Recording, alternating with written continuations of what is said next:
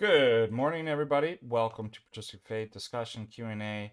Answer every single question you've ever thought about in your life right here with the Norwegian Nous, Father Deacon Ananias. Hi, Father Deacon Doctor Ananias. Bless you guys. Good to see you, Crispy. By the way, Crispy, thank you. I looked up the House of McLaughlin and what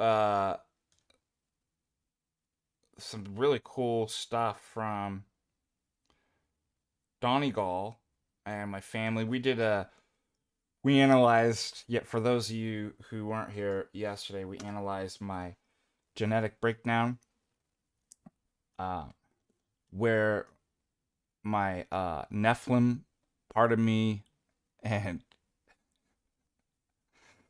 Neanderthal came from. I'm joking. I have no Nephilim or Neanderthal in me. Yeah, it's a huge ring fort. Really cool.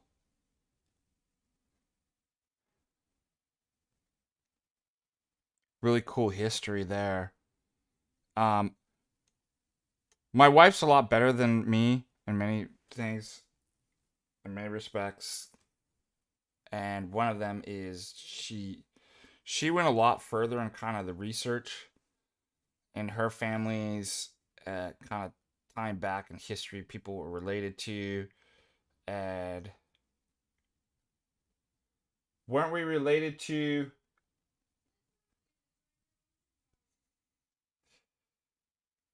Saint Vladimir?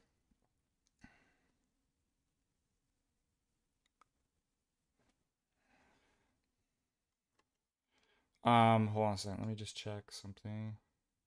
Dave the Philippian, our my dear friend and regular contributor and student and friend and donates every time. Thank you, Dave. $10. Athelston, $10. Thank you so much.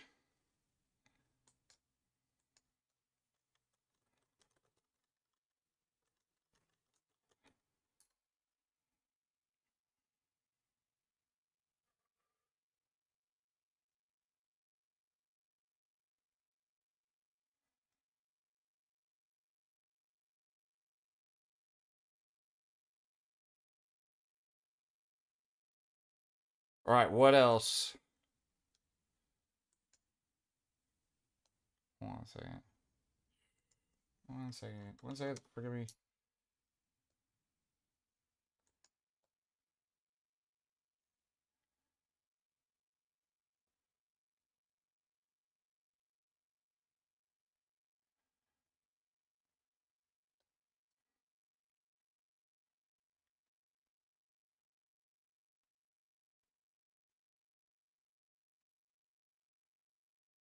Yeah, Crystal Mark, go ahead.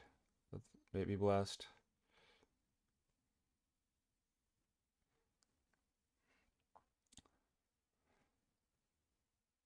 I was looking at phenotypes. Do you know your phenotype? Does it list in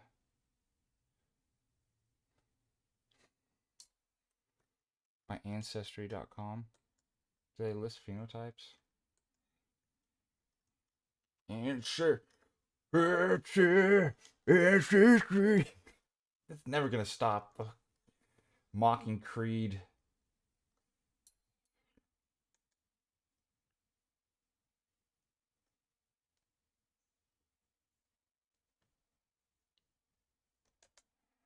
I don't know if they provide phenotypes. That's a good question.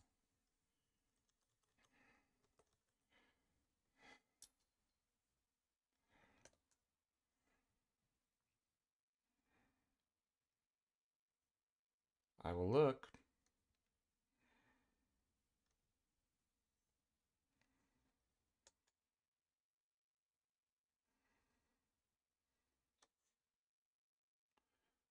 Let me see. Where would I find that?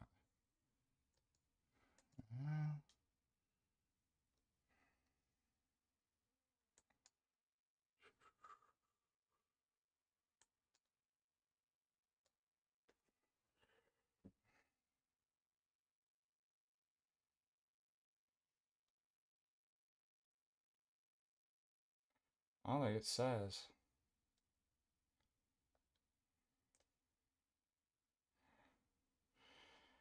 Oh, how do you find it out? What your phenotype is?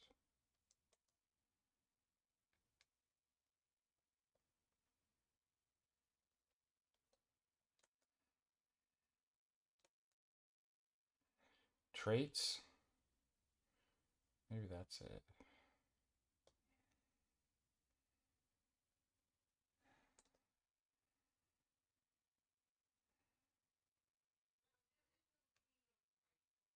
No, there isn't. Can't find it out. Not part of it. Sorry.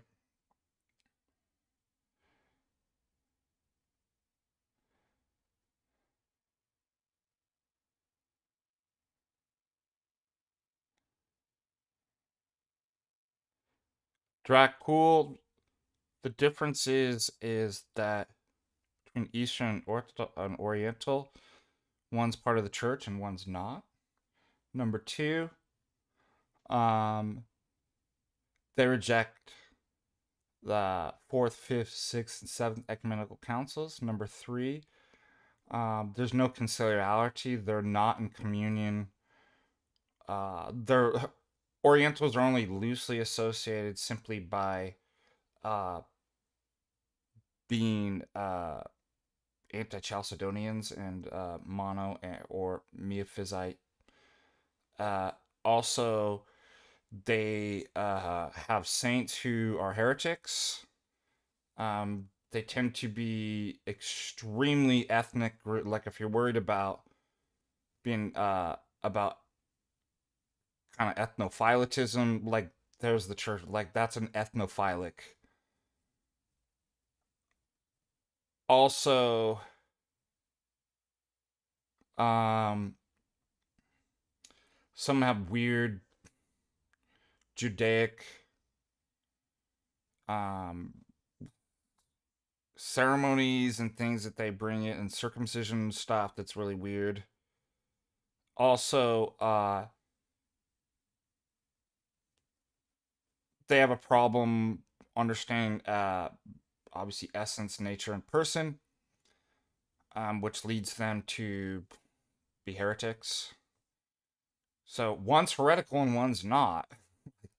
That's There is a group of them that do accept the Fifth Ecumenical Council, which is a clarification on those on Chalcedon and Saint Basil. They're not heretics. Those people are just simply in schism. But it's extremely like heavily ethnic, and I have a friend who's Oriental, who's an American, and he really. I mean, there's a lot of problems. So David Erhan is where you want to go. He's done some of the best work. Also, um, Kai, Orthodox Shahada. But I would just say, like, without you having to dive too far into. Um, Also, here's the other thing too. There's no accepted doctrine of energies, so they consistently kind of lack. There might be a couple. I'm like, well, yeah, I'll take some of that too. Almost kind of the way that like Protestants would be like, well, I'll believe in energy. There's nothing in their theology or history, um, or any dogma by which they have a dogma of the energies. So that's a terrible thing too.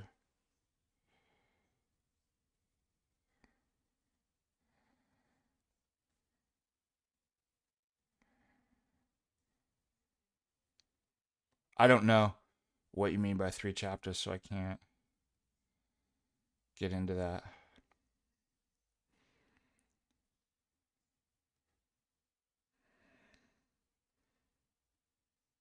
Also, not everything in a council and what goes on in the minutes, it's probably, this comes up every time. I think I know what you're talking about, are infallible. So there's nuance to councils too.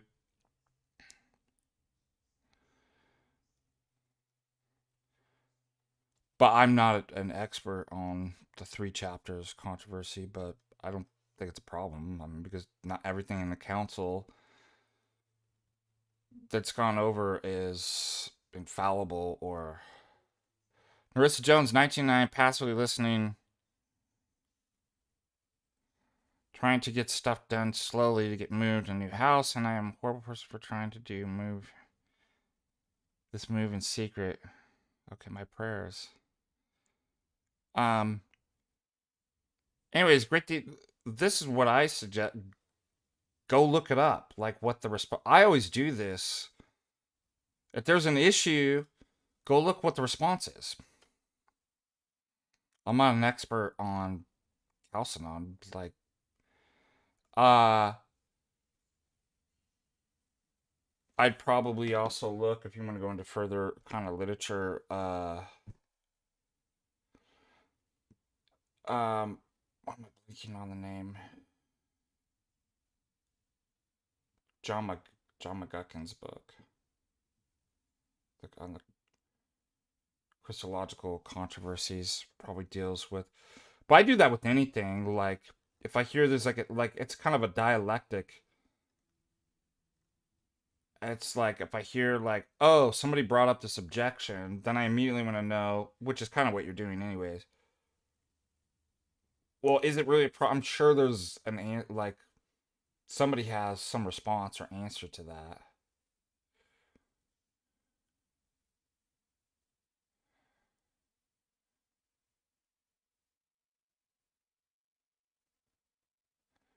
What's a good book on the history of the Biblical canon?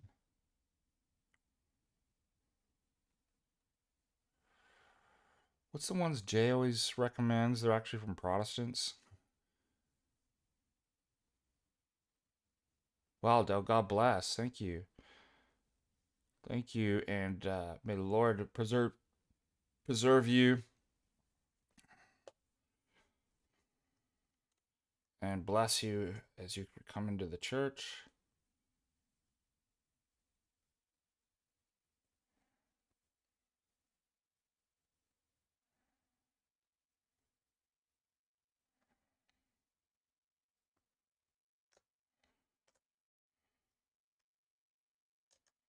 Yeah, F. Bruce. God, you should have a F. Bruce.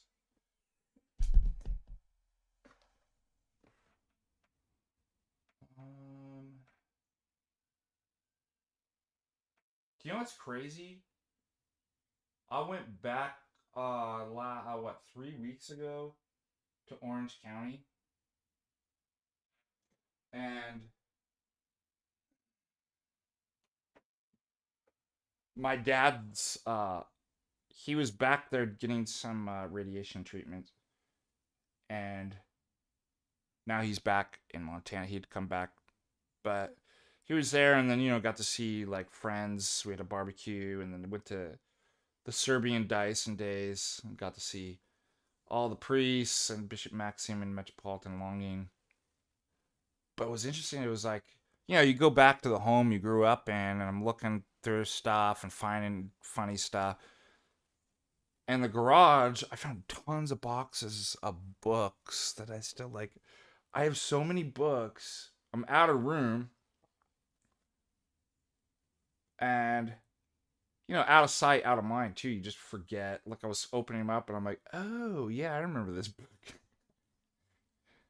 So I'm trying to think. I can picture the F.F. Bruce book, but I don't know if it's here back in California. So, anyways, yeah, that one's a good one. I do have the Protestant book from Geisler Nix, from God to Us. It gives kind of a history. Um,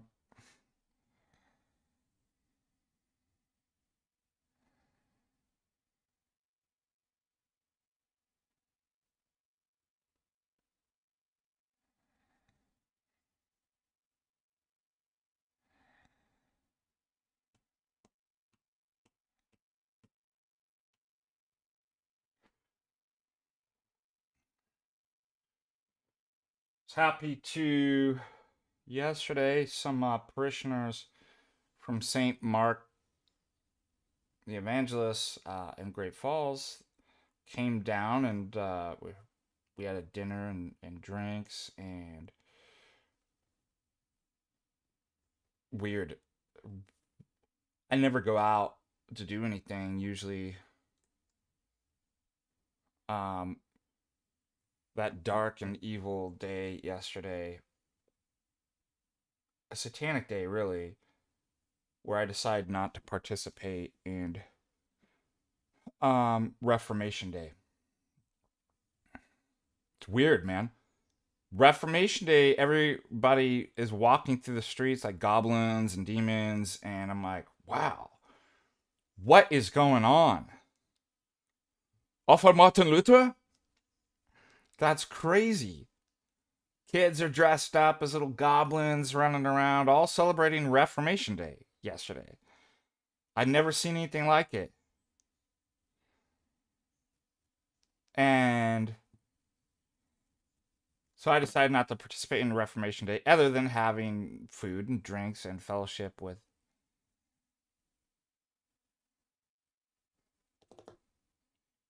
But it was weird just seeing everybody dressed. Like I said, I'd never leave the house. Anyways, it was cool to see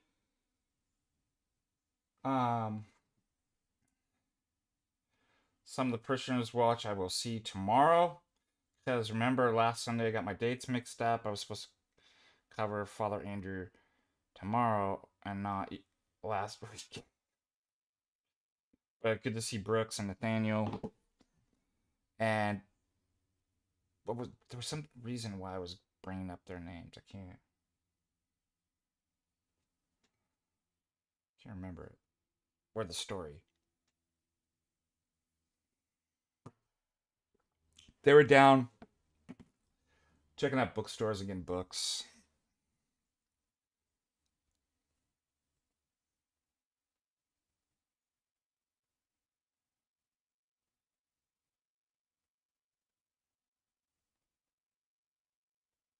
I can't remember for the life of me. Which, all last night, talking with them, like, I kept forgetting names. I was like, what is the matter with me?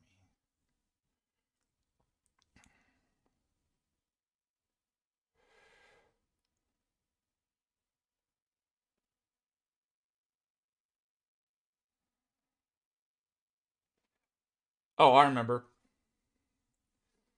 I remember why I brought that up. Stupid this. We didn't go here, but there's nothing worse than seeing boomers dance. Thank God I avoided this. All right, look how I'm gonna look how I was gonna say evil, but it's just dumb.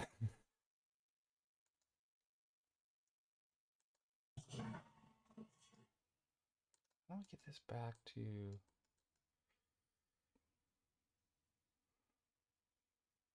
It's a bunch of boomers dressed up as witches at one of the local breweries. And what's one of the worst things you can see? Boomers dance. It's awful. They love dancing and looking like idiots. And you gotta see this. Hold on a second. If I go back. Oh no, did I lose it?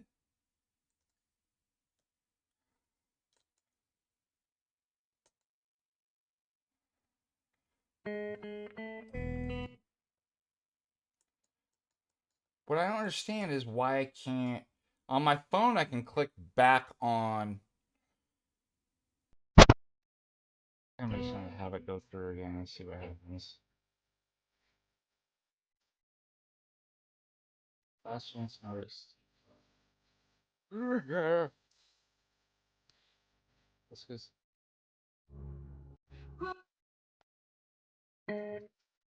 Yeah, it's weird. I can't get Blackfoot River Brewing Reels. Maybe it's on Reels. Maybe you're not supposed to. Maybe it's so bad you shouldn't even watch.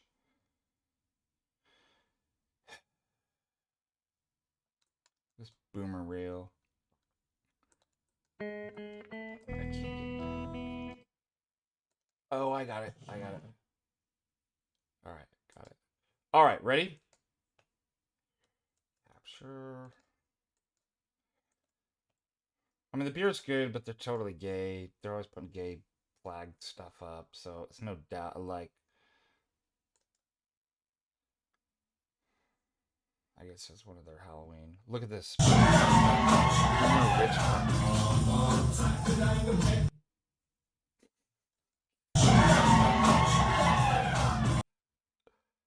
They're all just boomers. Look at it. I just don't understand. Boomers love this brewery for some reason. It's the weirdest. I don't get it. I want to see if I can find. Now, one of the breweries I like, they're actually Christian. They're next door to Speakeasy 41 with the keys of the kingdom right there. But what's really funny is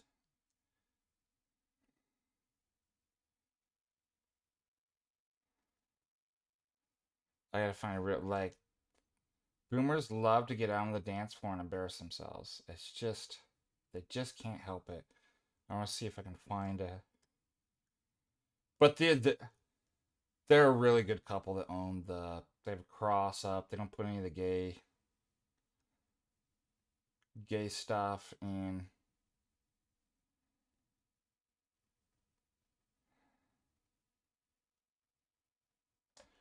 Oh, that's the Irish band group. It's kind of cool. They play.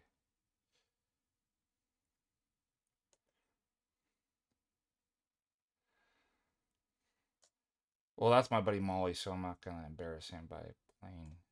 But he's not a boomer. He's a Gen Xer. Let's see if we get the boomers out dancing. Never seemed so good. I made to believe they never would. Sweet Caroline. He's so funny. Well, that's not the one. Like, that's not bad. That's actually wholesome. But like, there was one I saw they put up the other day. It was just the boomers were just going off on the dance floor, and I was like, maybe this is it. Let's see.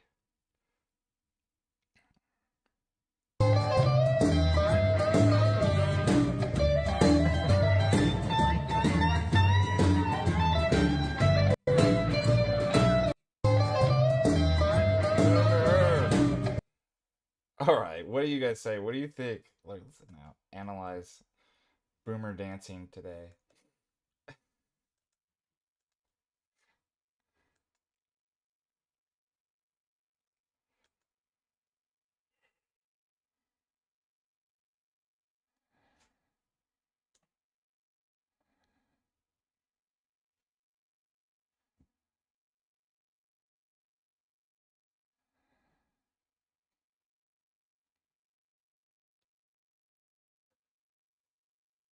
No, Jesus inherit does not have a nomic will. Um, he assumes what's called the blameless passions, but no, he's not. He doesn't assume the passions or have a nomic will like us. So hopefully that answers your question there.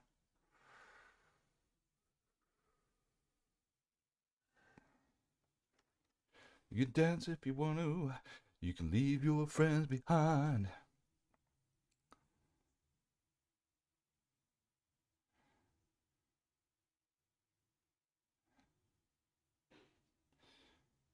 Yeah, he does not have original sin.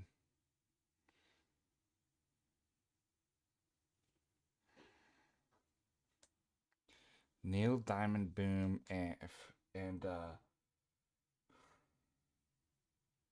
What's the other boomer favorite?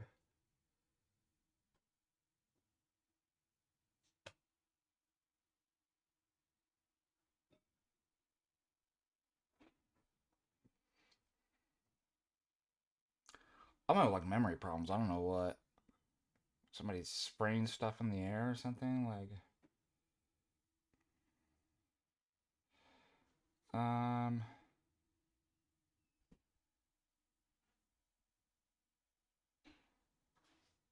The guy sings Margarita. Jimmy Bot. Thank you. Dave, you got it. So cool, Dave. Thank you for the Dave for the rescue.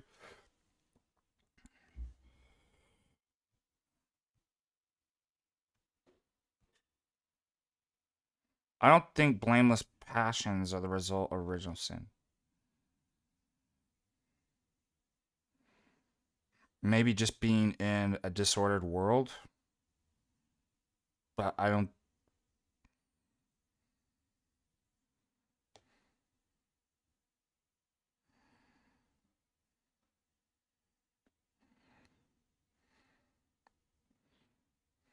We don't have blameless passions.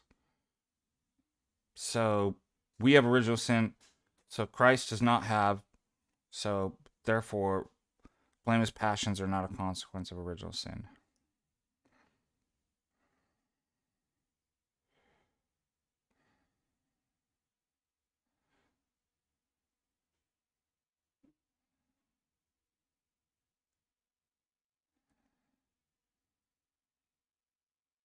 All right. What other? Oh,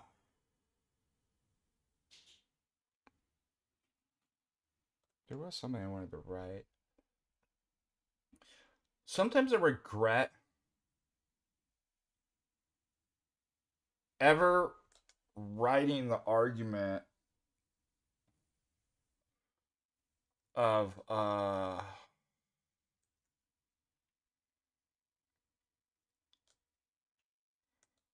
the first order and second order dialectical tension. That has confused more people. I think it's a good argument, but I've never seen more people get confused by something. I mean, how should I say? Should I just be like, don't worry about it? You're not at that level to be able to understand first and second order and stuff and what I'm actually saying, so you can focus on something else. Should I just start saying that? Do you know how many times I've been asked that question and I'm just like, it's like a fly trap. It just sucks people into, they can't help but like look at it. And then they get all confused and messed up. And I'm like, man, what is it about? Do you find it weird?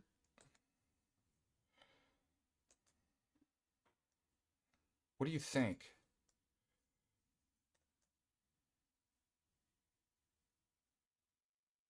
Why some truths are stronger than others, like metaphysical, mathematical, logical truths are stronger than pure?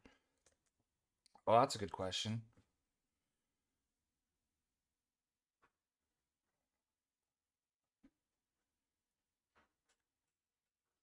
Because, first of all, empirical truths, they're based on matter that changes. They're contingent. Empirical truths don't have to be that way. Um, there's a necessity to metaphysical truths. First of all, empirical truths don't do. There's not a reality to the empirical beyond the metaphysical. So that means the metaphysical grounds empirical truths, and then logical truth. Like, again, if you pick an empirical truth about uh I don't know, sugar dissolving um in room temperature water, we don't actually even know that. That's inductive. Metaphysical, mathematical, logical truths are deductive. So it's even difficult to say there's even kind of any empirical knowledge. Number two, even if you could get to probability with empirical truths, let's say that in all cases, sugar at room temperature given fairly pure water will, the universe didn't have to be that way. We could have lived in a different world in which there was no sugar. Logical truths are like whether there's even any empirical thing subject, like a married person or a non-married person, it will be true across every possible world that could have existed that there are no married bachelors. So that's why. So empirical truths are contingent, matters changing. You're based on induction, so you really didn't even know. You could maybe at best get on empirical, quote unquote, empirical truths probability, and there's no there's no necessity to them. That's why. Does that make sense?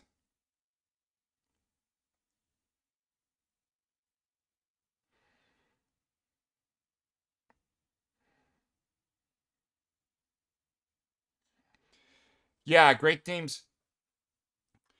There's several different. I mean, there's different ways to illustrate tag.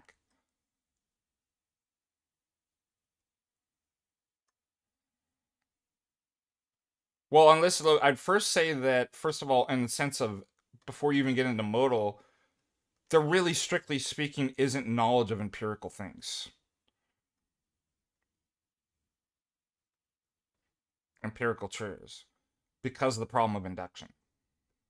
So I'm just adding extra layers of, on top of that, whatever the empirical thing is only what it is and has a reality and could be known in terms of the metaphysical, like forms. And number two, then there's number three, then there's the logical.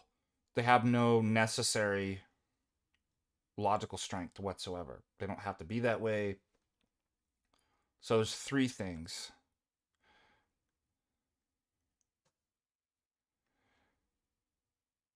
Yeah, I think it's in Reason for Reason I developed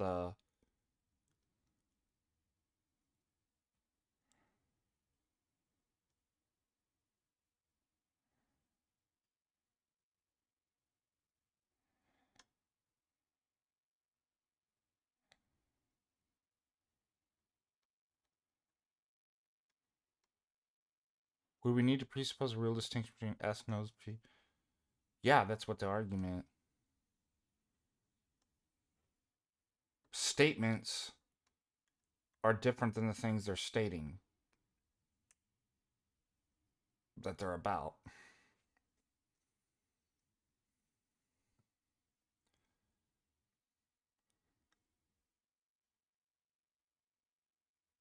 Which actually is brought up even in the philosophy of science, the first chapter. Science is knowledge derived from facts.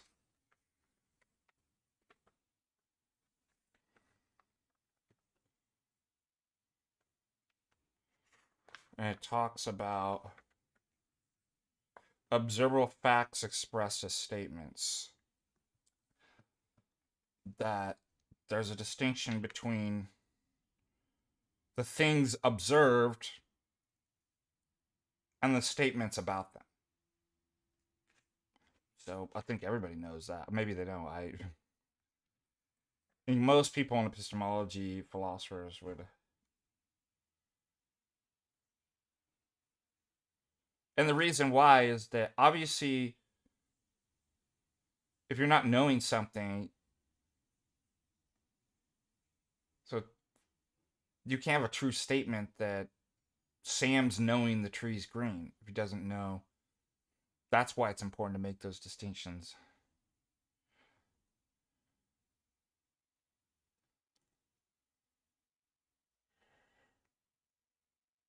I don't think that's a metaphysical presupposition. I think that's a linguistic.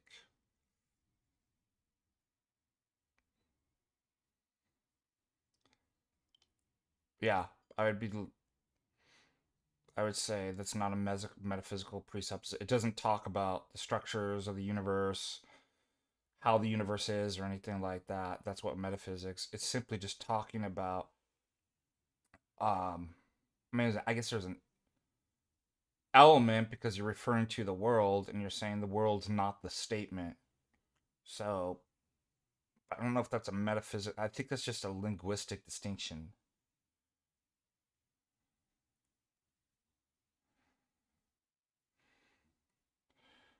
All right, so let's go into this first and second order. I regret even making the argument. It's caused more people to get confused. See, that's why I warn. I'm like, some of these papers are not for um, non-academics to read. This is I should start. Some are, but I should actually start saying that if you're not an academic, don't read that. You're gonna get confused. Should I do that? Now, of course, every non-academic's gonna be like, "Oh, I've got to read it now," and it's like now you're all confused and you're wondering like, "What does this mean?" And what? I'm like, I told you not to read it.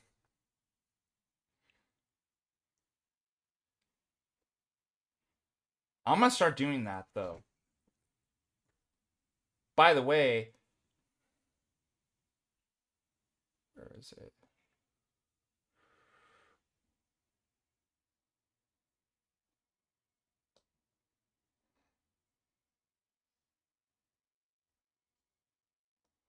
Remember the article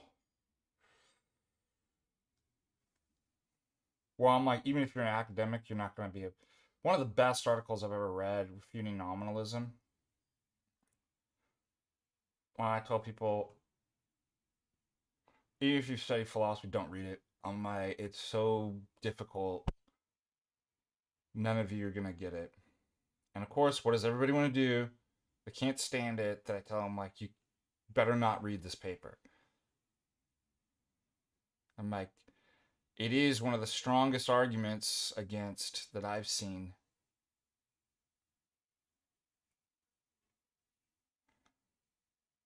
And finally, I gave it to them. I'm like, you want to read it? And they were like, oh. I'm like, I told you. I mean, even people with PhDs in philosophy, there'd only be a small percentage that it took me forever to get through it to like really think through. I'm like, it's extremely difficult. So part of the problem is I don't think the issues themselves are difficult. What I say in Reason for Reason, the hardest part of the problem is convincing the people the problem isn't hard at all but simple. It's because so a lot of those papers are not like not my audience isn't you guys.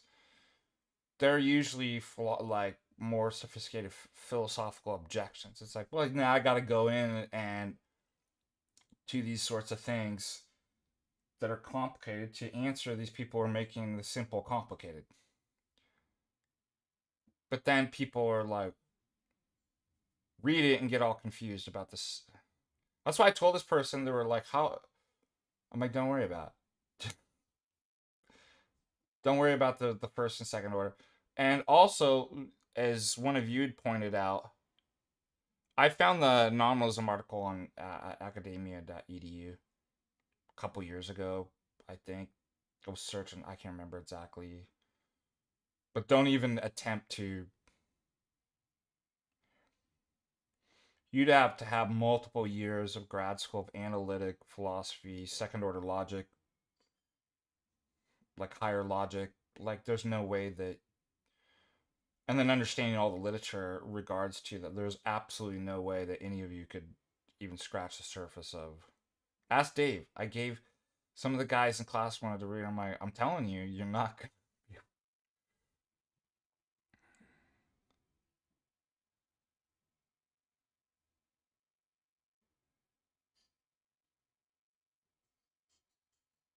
But what's weird is that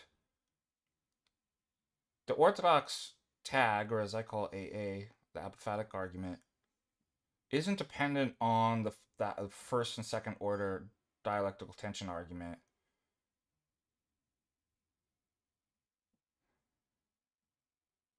And people get honed and think it is. And I'm like,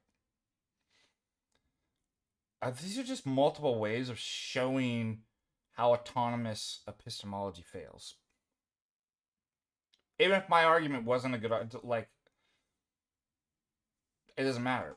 Like, there's other ways to look at the failure, and kind of epistemic bootstrapping various issues. But let's actually write this person.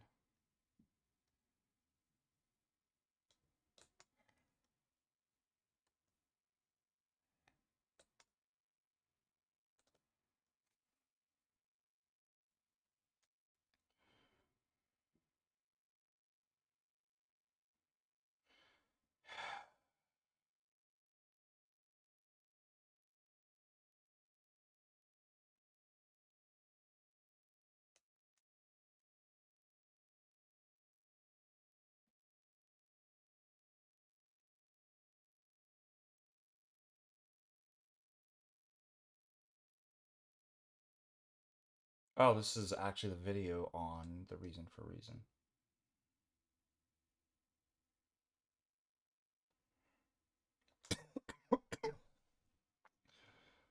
The fact this person has an anime PFP means they're probably a child, so it's like maybe you shouldn't be jumping into really difficult philosophy stuff when you're younger. I don't know. Like, what do you think?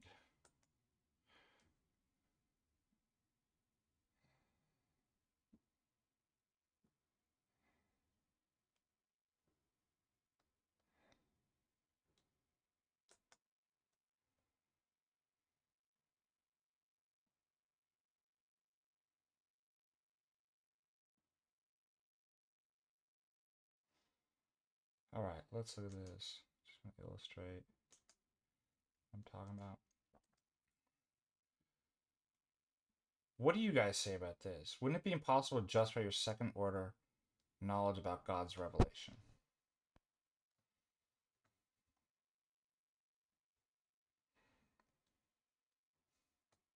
I could have asked why.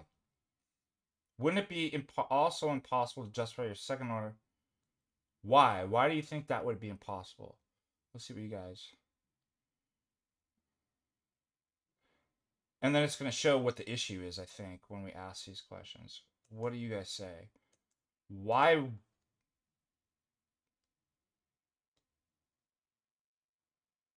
Remember what the argument is, okay?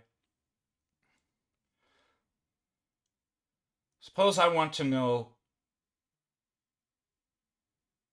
if knowledge actually exists. Somebody had an interesting question a couple of years ago. What do you mean by knowledge exists? I'm like, to get a perfect definition, but obviously knowers implies a person, maybe you or somebody else that has a mind, who has beliefs that are true.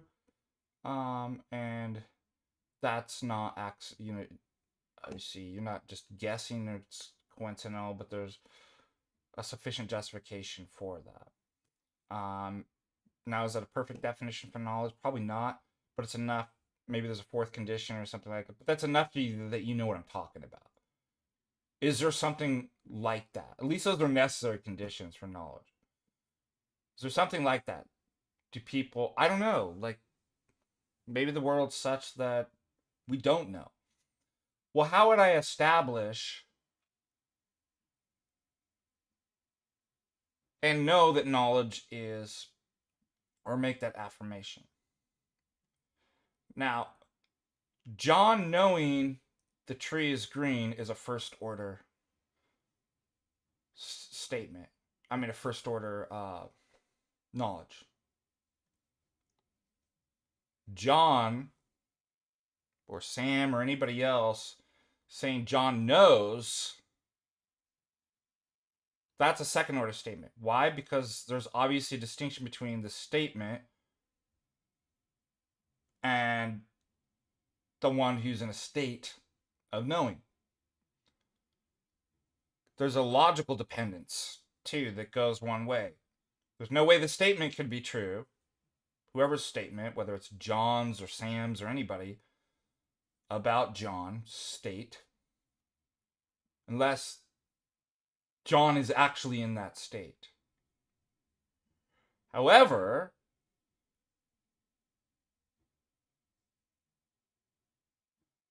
John could be in that state without anybody making, right? So the statements are dependent on John's state. John's state is not dependent on the statements. Does that make sense? This is a logical order. However, I'm in this weird, is a finite being who's not in an epistemically privileged position, or as I think it was Quine says, an epistemic exile, right? Like you're outside the system looking, oh, they're obviously, I'm in this kind of weird dialectical bootstrapping. If two is dependent on one, namely the statements are dependent on the states, I'm always making statements in order to confirm the states. So I'm putting my twos before my ones. That's basically what the problem is. I have no way of actually confirming that. Why? Because the statements are dependent on, but I'm presupposing what's in question so that I may bootstrap and confirm. And there's many different other ways to show this. Okay, so far so good. Does everybody understand what the argument is?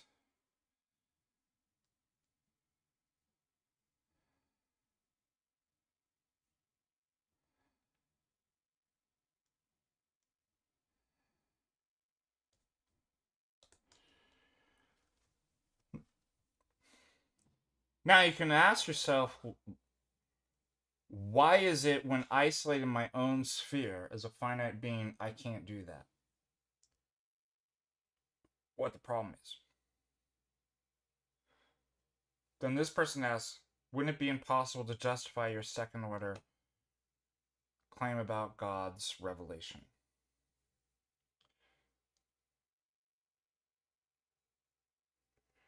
I think where the problem is, people can't get out of autonomous thinking. Oh, well, you're just in the same boat as, aren't you just making the same sort of state? It's like, so divine revelation, you think, is the same as you building a system and making statements up to God? Like, maybe that's a great way to put it. God coming down and revealing stuff that you can't actually accomplish, you think's the same thing as you building propositional and epistemic towers of Babel up to God? You don't fundamentally see that those are two different categories. We got a bigger problem. So why would you think it's impossible to justify our second order knowledge claims about God's revelation? Unless you're just everything's autonomous epistemology.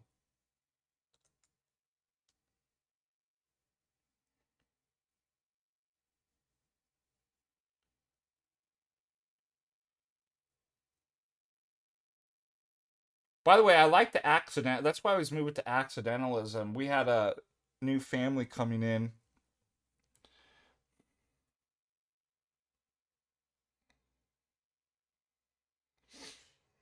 How is God circular?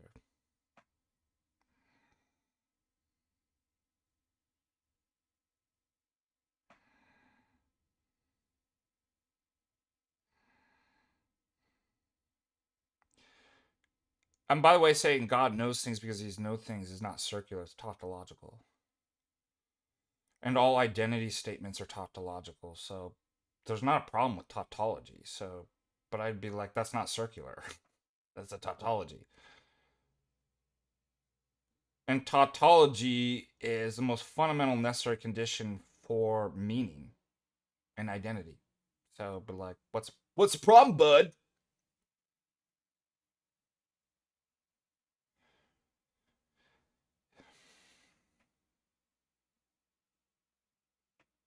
But these are just circlephobic bigots. Anything that they think. Now, the circle's in the room with us right now. That's what I'd probably say.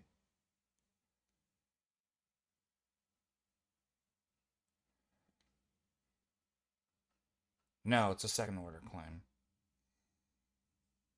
What if you know that you know? That's literally the definition, like exactly the example of what second order.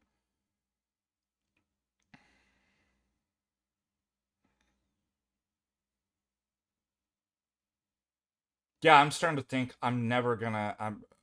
I've never seen more problems with people with first and second. I don't get it. It seems so easy. What am I missing? Why are people having such a hard time with?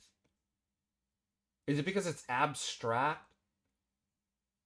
I think people have a hard time with abstraction because two is a type of second order stuff's a type of abstraction. It's about. I bet that's what it is.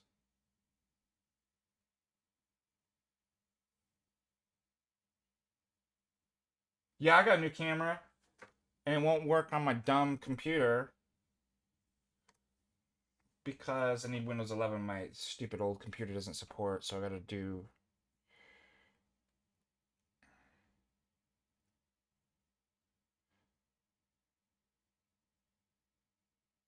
But the camera I'm using, I just fix it up a little bit by turning on the saturation.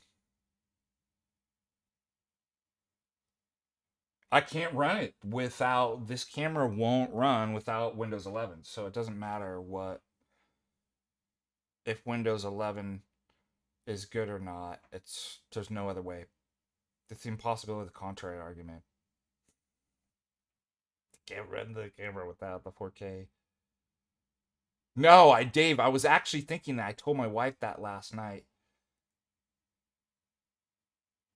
That I told my mom that too, I think. I might once the USB A to C to A comes in, I'm just gonna plug it and see if it works. Still gonna like try to save up to get a new computer because I need one. But I bet that's what it is. People have difficult time with abstraction too. By the way, I don't mean to be mean. No insult. Levels of abstraction require like a bare minimum certain levels of IQ actually. So the same reason why hypotheticals hypothetical like you know the whole joke, right? If I didn't eat breakfast, how would I feel? The level of abstraction that if you don't have, I think what is it, 100 IQ? Like you can't even do think that process. And each more kind of abstract requires higher levels of IQ. Um, yeah, I tend to. I That's exactly what I tend to do in class. Anything that's abstract, and I learned this like I think when I was studying for the GRE, where they give you these logic riddles and stuff like that. And I was studying for the graduate entrance exam. It was like always write it out, like use pictures. Like there were like logic riddle. I can't even remember what they were because it was so long ago. But it's like there's 4 parking spots, and on Monday, Tuesday, and Wednesday, 3 cars. Like it has one of these things where it's like stuff shifting, but you have an extra level of abstraction because you've added weeks. So you've got numbers that are already abstract. You've got weeks, and there's an interplay between those, like kind of like what riddles are, right? That it's like the riddle, the hen and the fox and the boat, and he's got to take. I can't remember how the riddle goes, but he can't put obviously the hen in the fox, or the fox will eat it in the boat, and so he's got to figure out how to get. Do you know what I'm talking about? draw it out is what, like, the most easily tangible things are things that are visibly and tangibly in front of us. So the more you get abstract, the harder it is to kind of think about. Uh, like that's why I can't do. Some people are better at this. I can't do math like complicated math in my head. Like I gotta write it out. So yeah, when it comes to like this stuff, if I'm talking during my class or something like that, I'll draw it. Yeah, I'll be like, here's first, and we were just doing an epistemology class on Thursday. Like this is the difference between. That's really helpful. All right, let's go back.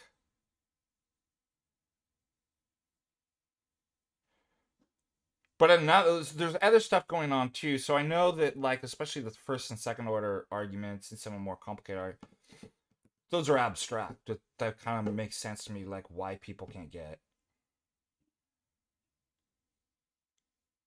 But generally speaking, people just don't get tagged and then think that, oh, I'm a slow boy. And I'm like, that's not true.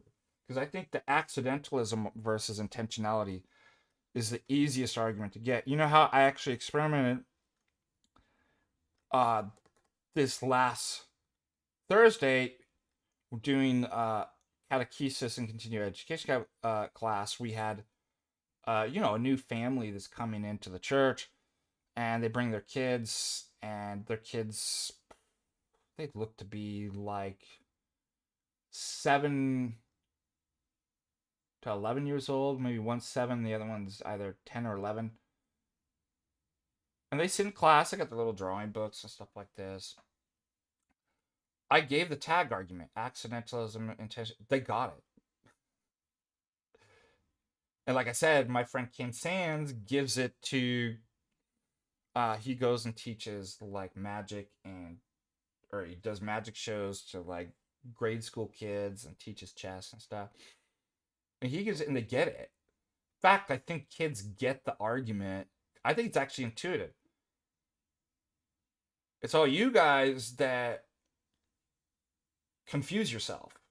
It's like it's actually really, that's why I said, and the reason for it's actually a really easy problem.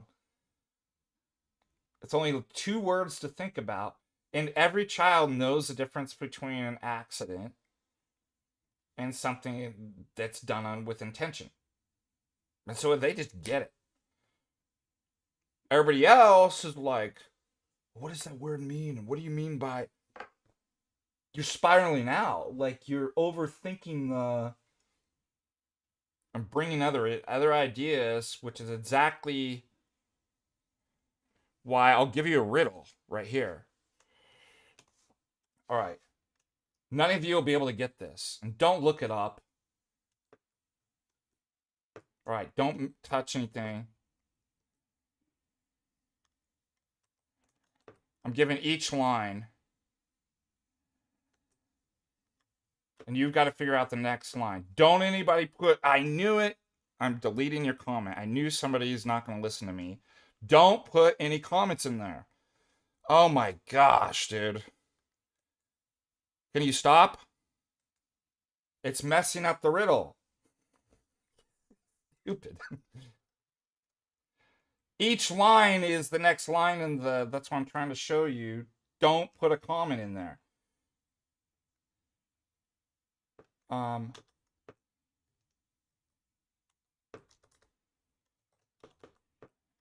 Okay, next line.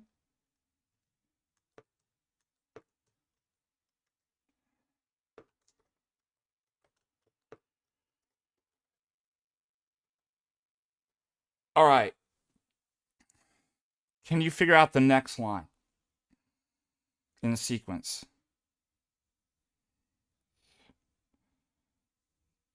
Nope.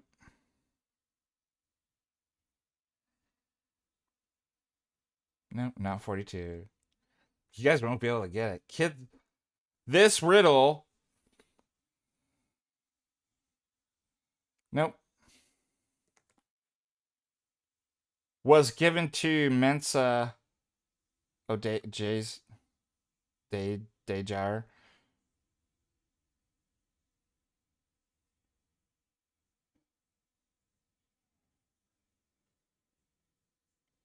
Nobody, you're getting close.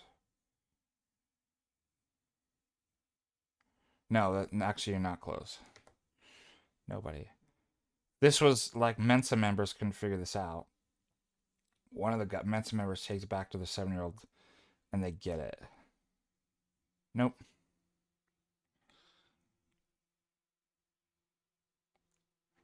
Oh, I figured. I'm sorry, Andre. I was just no hyped up.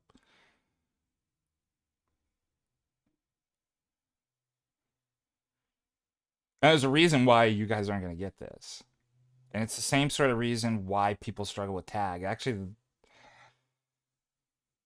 because you're overthinking it. It's actually really easy. I could do the next sequence, and I still think that if I ask you to do the next sequence, you aren't going to get it. Let's see. Nope.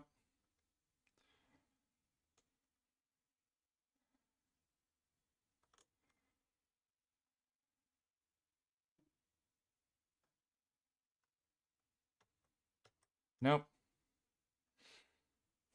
This is awesome. Nope. You're never going to get it. Never gonna get it, never gonna get it. Never gonna get it, never gonna get it.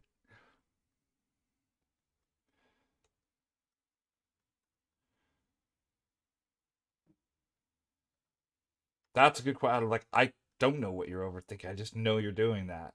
That's why.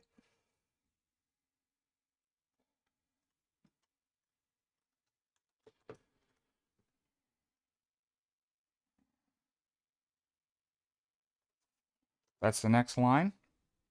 That just shows you how often. Now put the next sequence line after this one that I just gave.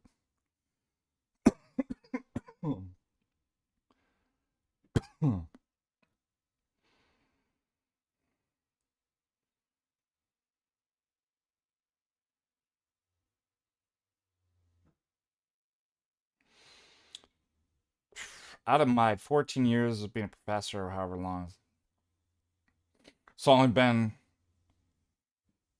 I don't know how the other students got it either, but there's a couple students through those years have actually got this, which is surprising. Either they already knew the riddle or they got it. Nope.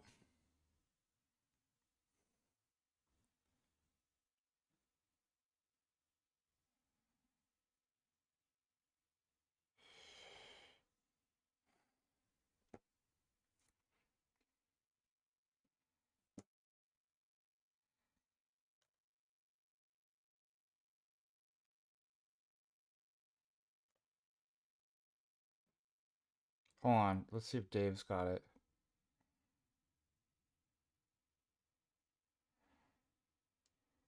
Nope.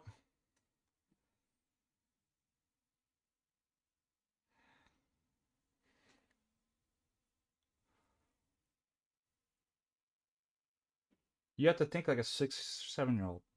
That's how you get the answer. What would a How would a 6 or 7-year-old solve this problem?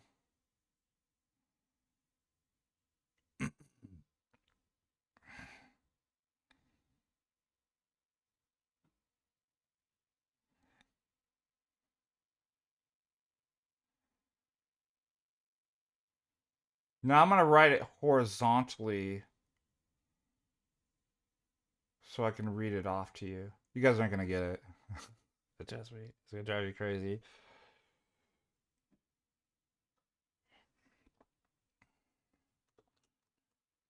Nope. I'm gonna use a forward slash to separate each line. I'm gonna write it out.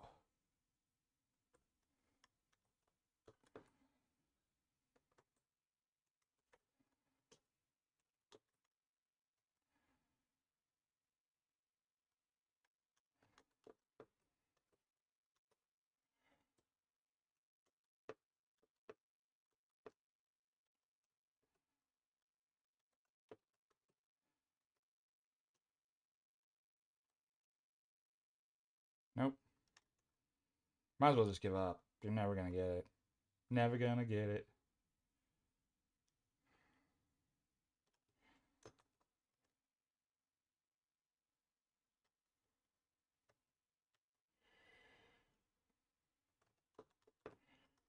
All right. Nobody write anything. Nope.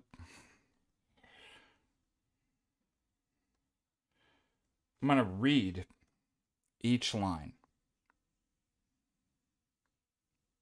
Okay. So the problem is it's not a sequence. It's not a mathematically generated. It's literally just reading how many of what number. First line, 1. How many? 1. I just got my second line. 1, 1. Now read the second one. 2 ones. 1, 2, and 1, 1. Next line. 1, 1, 1, 2, and 2 ones. So the next line, if I read that, we'll read and give me the next line. 3 ones, 2 twos, and 1, 1. So the next line would be 1. How many of each? 1, 3. 1, 1. 2 twos. And got it, Dave. 2 ones. Got it. That's it. That's why it's too easy for you to get. That's why nobody got it. Pretty cool, huh?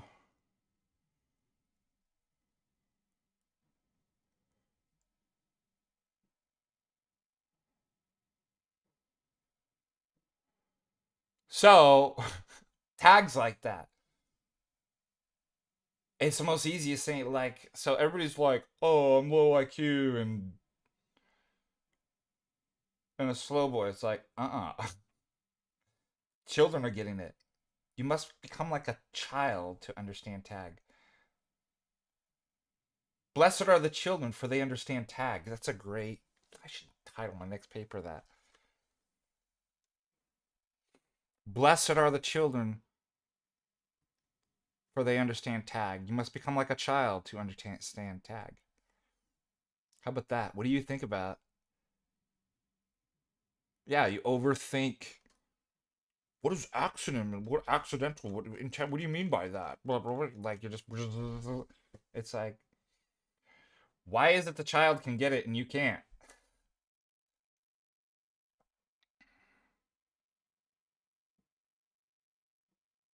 Gary. I didn't get tag from Gary, my godfather. There were two places. I was 18 years old when I was introduced to tag. One was from Bob and Gretchen Passantino, and one was from Russ Manning. The Russ Manning dialogue group was more advanced. Uh, but yeah, Gary was. I think Gary attended. I didn't know him back then, but Tony, my. So Gary's my godfather. Tony's my godson. Yeah. I got pretty fast. I think. Didn't struggle with. Bob and Gretchen Passantino presented tag as the argument from reason. He was like this big fat kind of Italian, spoke a million miles per hour. He's like, logic. What's logic? Abstract, universal, invariant. And basically, he would argue a transcendental argument from reason and logic. I think I got that right away. I was just like, oh, it makes sense too.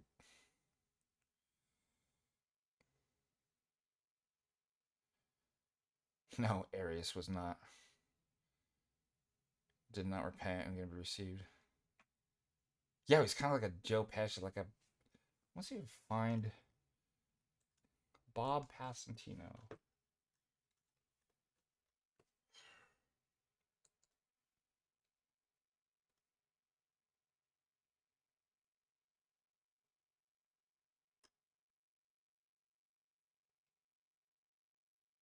Russ's argument was a little bit more complicated. I don't think it really struggled with. Russ was really good at kind of like asking questions, and but yeah, I don't know why I didn't have a hard time getting it. Just, I hadn't even taken philosophy classes yet at college, so I was just going to these philosophy groups.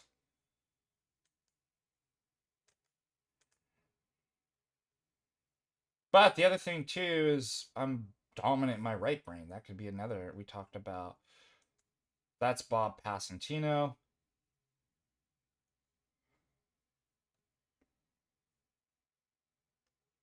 Isn't that stupid? As soon as you click on a picture and then everybody else comes up.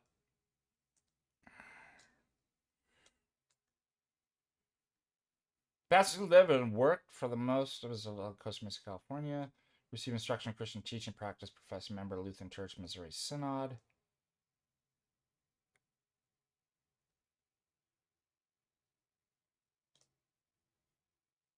Um,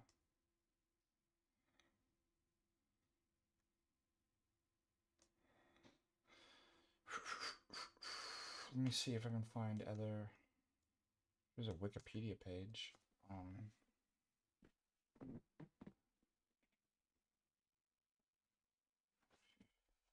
They're involved in counter cult stuff too.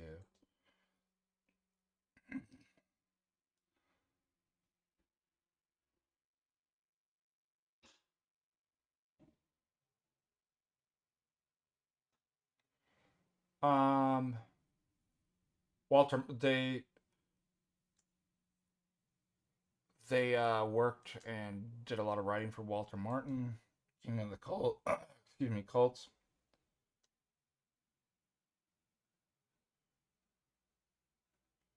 Yeah, he was a huge anti-Calvinist. Like he just bashed like I loved it.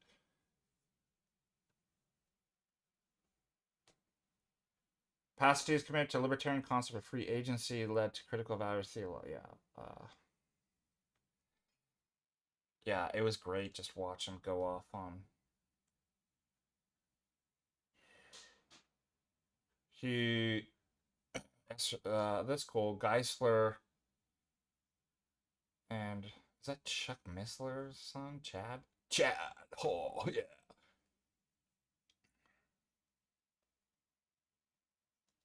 I wonder if there's any videos.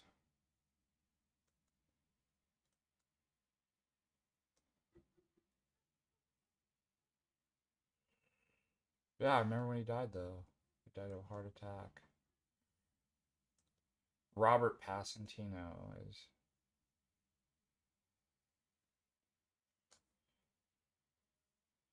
Yeah, they wrote for CRI, Christian Research. Did so if I come here, YouTube, I'm gonna see Bob Passantino. Let's see if we can find. I doubt there's any video because it was so far long back. Bob.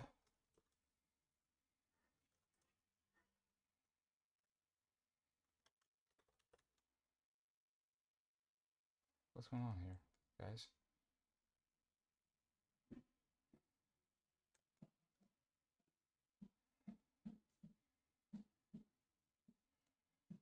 That's Gretchen, who also passed in 2014.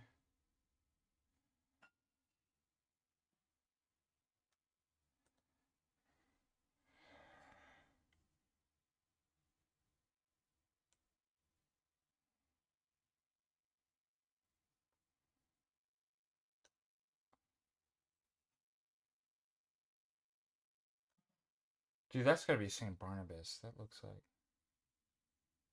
No, it's not.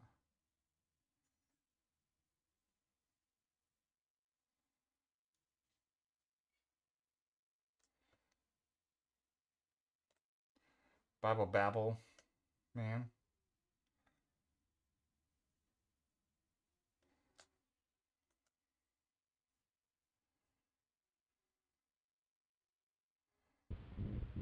You stand on the shore of the ocean watching the tide come in.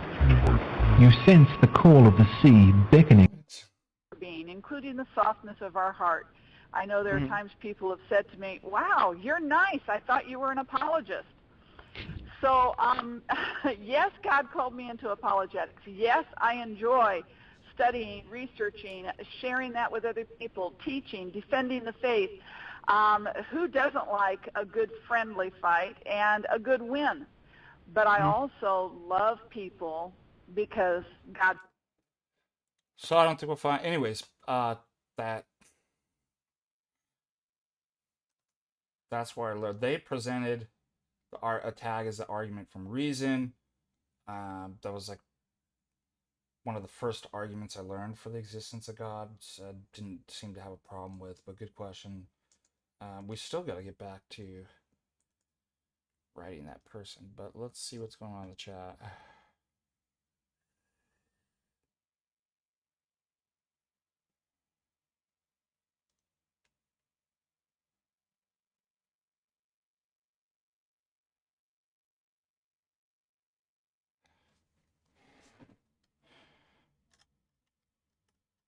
Yeah, I mean, you can use the accident part like either for knowledge, law, meaning, morale. Like, I just take.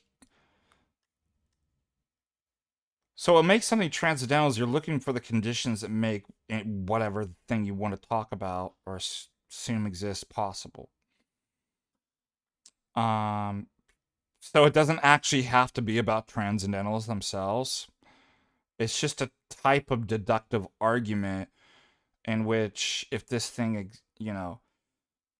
if this thing exists, then there's necessary conditions for its existence. I assume it exists, therefore, I deductively, in a transcendental way, deduce that such and such is the conditions for this. And you could do that in different ways by showing the impossibility of the contrary that makes it impossible. So that's what I do, is that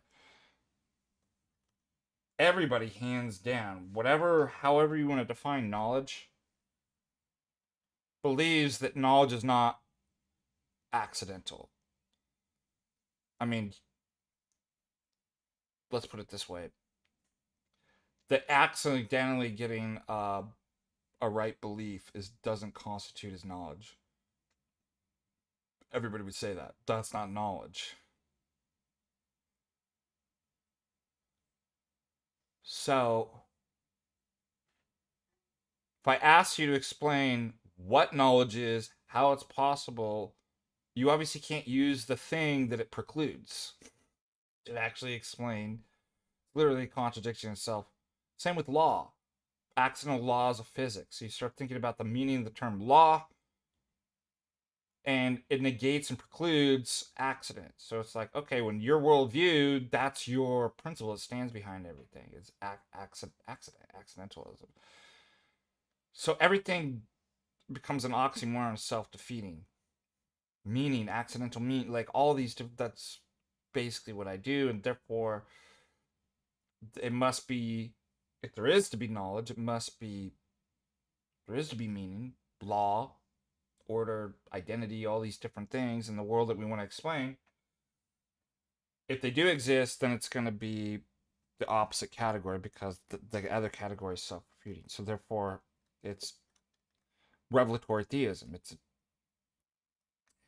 there's intention behind the world. There's a mind. There's a personal God, right, etc. That's transcendental argument for the existence of God. So let's go back. Why is this person having a problem?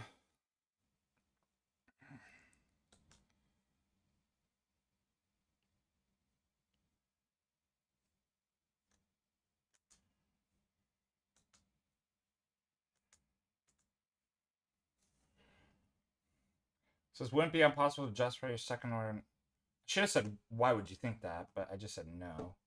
Second order claims are justified and grounded in God's revelation, right? Therefore, they're grounded and justified. I don't know what the problem is. Oh, okay.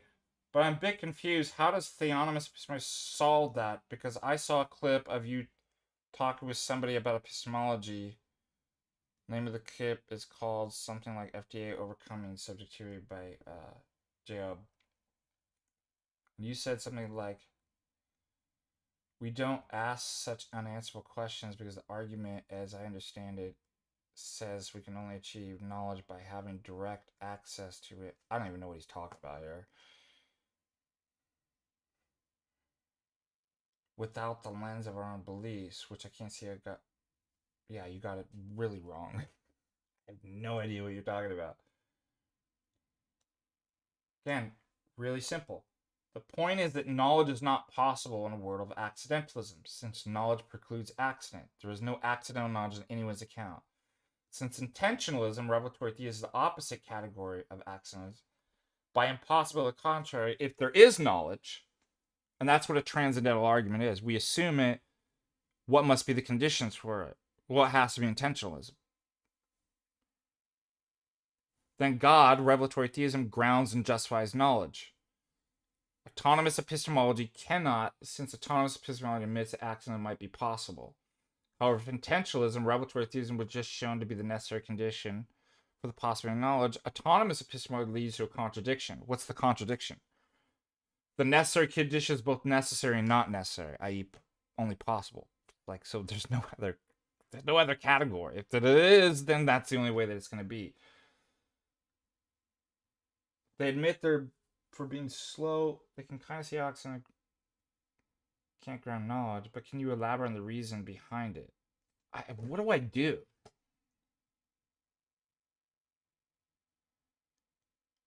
Do you see what I mean? Like, children can get this argument. So they're saying, oh, it's because they're slow. It's like, it's not because you're slow. Something else is going on here.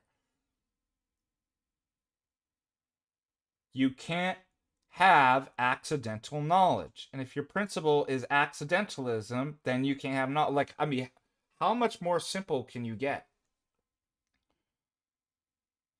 Also, what's the point of using first and second order if you said the point of the argument is just because, remember,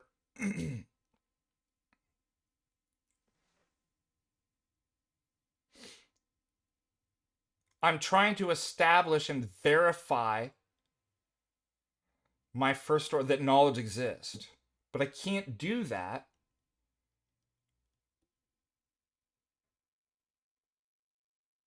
by epistemically bootstrapping on my second, which I'm always doing. Okay? So, why? Because I'm trying to do it autonomously. Revelatory theism. So, in other words, how I put this, I can never actually verify first order.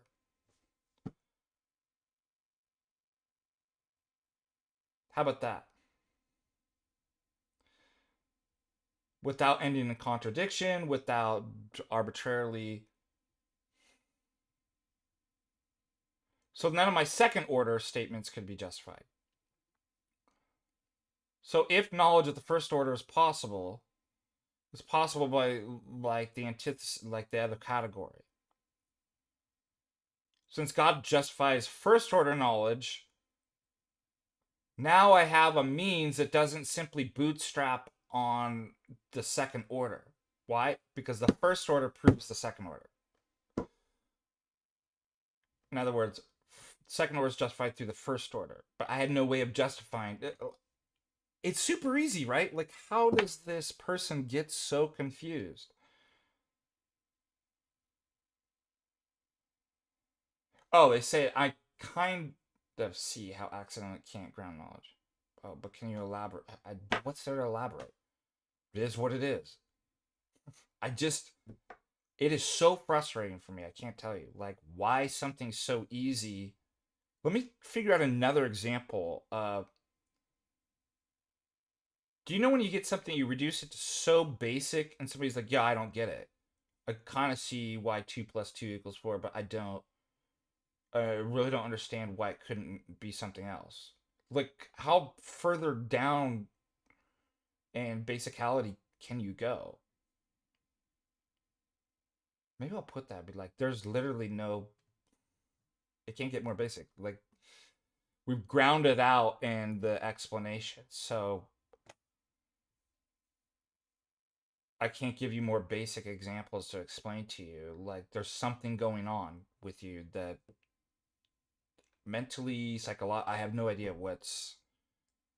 I know that sounds rude, but it's weird. Like, let's think about another example where, like, if somebody was like, yeah, something so basic, it's just like, I'm not getting it.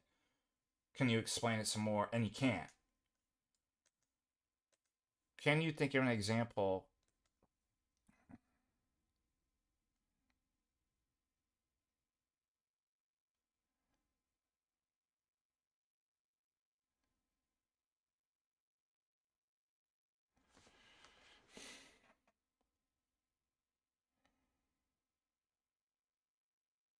How about this? But I don't understand why, I mean, I kind of do, why bachelors can't be married. You're like, well, because that's what the word means. It's like, yeah, but how do we know that? I'd be like, because that's the, like, it's like, I just don't get it. I mean, what would you say to somebody that, oh, why can't accidentalism? It's like, because that's what knowledge means. It can't be accident. Like, I don't know what else to tell you.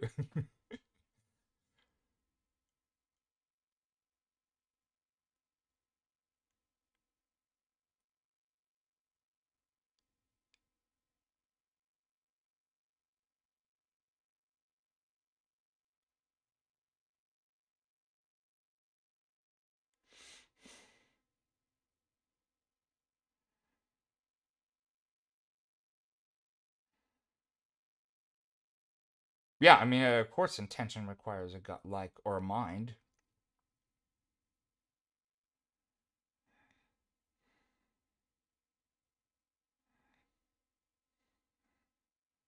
I mean, have you seen non-mind? Have you seen objects act with an intention? Doesn't make. And if something's behind the universe that creates the universe, so it's not simply that intention requires God. Intentions require a person in mind.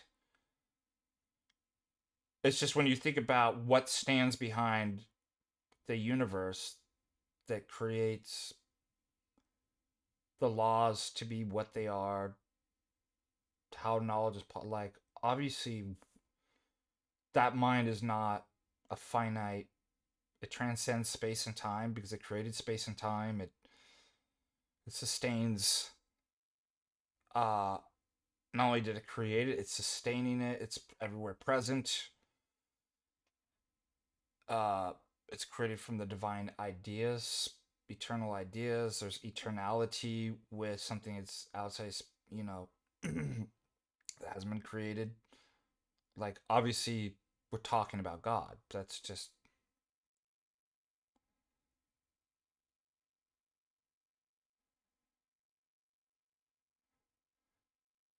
And we really, I think you're thinking about it backwards too. Think about it rather than working up a logical argument, but like, you know, does intention play? But like, there's just two different stories. How about that? There's a story in bit in which God is a Trinity who's personal, who creates the world through the 6 days of Genesis and all the different stuff there, who becomes man, dies for our salvation. Right? There's the whole story, right? Why the things are happening. And that story is one in which there's intention behind everything. There's teleology, right? And if there isn't, then there's not intention. If that story is not true, if there's no God, then it's the opposite category of intention, which is accidental. There's a two. Start with the stories. They're the only possible stories that you could give.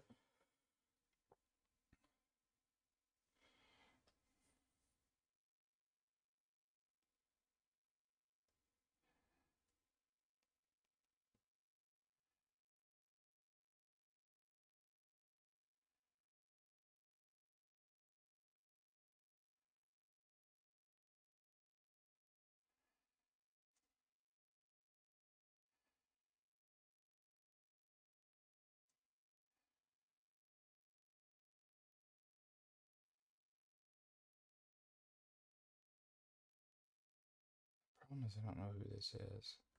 Problem is when you guys have, well, it's not a problem, but oh, now I know. All I have to do is look at the area code.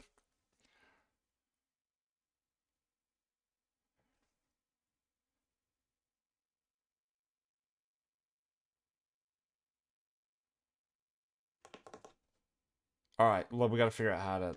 One last thing, be like to tell this guy. That's why it's better, but like, just don't think about it. I don't know, like you're. If you can't understand something,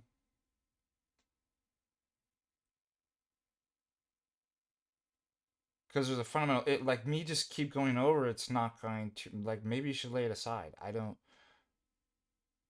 I think autism has a huge like I think people who are autistic have a extremely difficult time grasping this.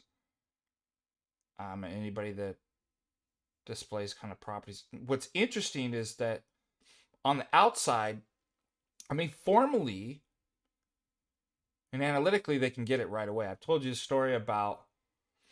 It must have been like 7 years ago. I got a call from Dean Langus, the assistant to Father Steve down at St. Paul's in Irvine when I lived in Orange County, and they were telling about this Russian boy and his mom. I think he was actually born in America. His mom was born in Russia, but they're Russian, and he's like, oh, he was an altar server, and it was like really faithful, pious family, and then he went to college and took a philosophy course, and now he doesn't believe in God. I'm like, would you come in and have a meeting with them? I'm like, yeah. So I come in and he's like, I don't believe in God. Like there's no evidence in these arguments. And he goes through the classic arguments for the existence of God. Thank you, Bill. $5. And so he obviously had taken a philosophy class and learned like the critiques of the kind of classical arguments. And I agreed with them. I'm like, yeah, they're terrible. I've never used those arguments. So he was shocked. There was like, well, how do you justify God's existence? And I'm like, this is the only argument I use, and I give tag. I've never seen anybody get it so quickly. No, I mean you could walk at like people have personal faith all the time and leave the various things happen.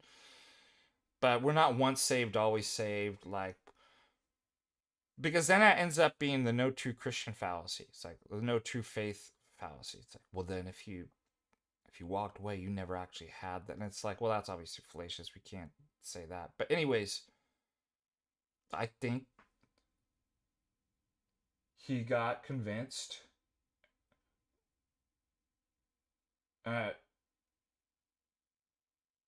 These arguments, that's true. The arguments aren't good. But I put up tag and he got it right away. He goes up on the whiteboard and he writes out like a flow chart. He's like, so you're saying is, and formally it was like, oh my God. I'm like, that's it. I'm like, that's crazy. I've never seen anybody do that. And he's like, yeah, I get it. Like, blah, blah, blah. And then what happened is like he pressed reset. This is what like people on the spectrum, it's the strangest thing. They analytically get it in the left brain and they spiral out. Like everything you told them, it's like they just press the reset button and you have to start over. And it's not, what's really interesting, I notice, it's not that they're missing additional information. It's you end up having to repeat the same, you have to go over the exact same thing. And it was like, it was the same thing, and it was just this long, complicated, like 6-7 page. So that's the other thing I noticed. I'm like, they can't condense the problem. It's just this thought upon thought upon thought for 6 to 7 pages. And I'm like, that shows me there was no true kind of understanding. You should be able to simplify. So they systematize it. Like it's this whole long system, and here's how it does it when there's a miss. Like, now, something odd, then I have to answer it again. Not because, oh, you missed a fact here, you missed a piece of information. It's the same information. And they're like, oh, okay. Because they press reset. And then a couple days more, they're back at the same place that because they overthought it. Now, what's odd, and I asked some people on the spectrum about this, is that now, typically, most people, the more they think about it, the more clear it becomes. Another $5. Thank you, Pat Rosie, for the new computer fund. Thank you. I need it. I appreciate it. Somebody in the spectrum, or somebody who's deficient in right brain, they don't have to always be on the spectrum. The more that they think about it, the more confused they get. I couldn't figure this out I'm like, how is it that somebody just unwinds? The more basic that you get it, the more, like, it's just kind of like what we're seeing. I'm like, and for me, it's really bizarre. I'm like, what is going on? Like, I can't relate. I'm like, what is going on? It's like super easy. They got it, then they pressed reset, and we've got to go over and over and over and over and over again in an infinite loop. And then somebody told me something really interesting, who was autistic. They're like, it's not an intellectual issue.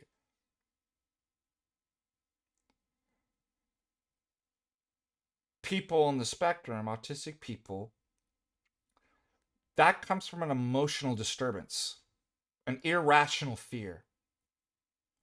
And notice there's an urgency. If I don't get this answer right now, like, my whole world's gonna fall. Like, what's it like that? Like, is there anything in life that's actually, the whole world's gonna, like, all the nuclear reactors are gonna go off and the missile silos, and I don't stop and answer you for the millionth time? Like, it's an irrational.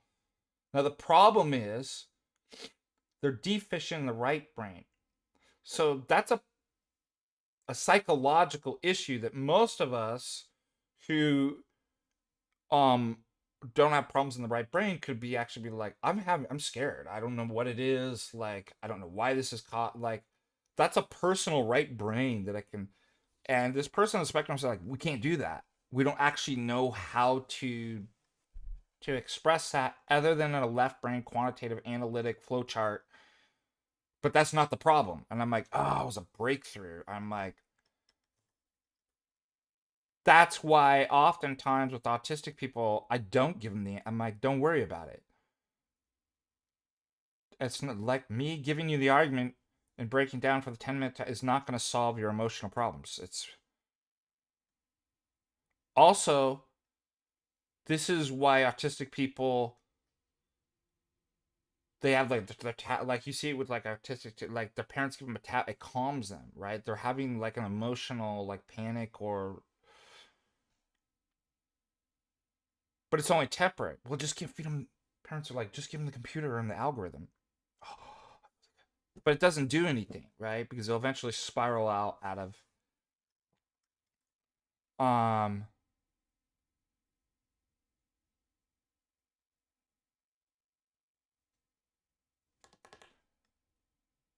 so that's why I think it's better. And I'm not a psychologist. I've learned a lot about people on the spectrum and stuff like that, but like, I'm not qualified to exactly handle, other than being like, you don't need to solve the problem. You don't need to understand tag. Like, it's not for you. Play it aside. Focus on your faith, stuff like that.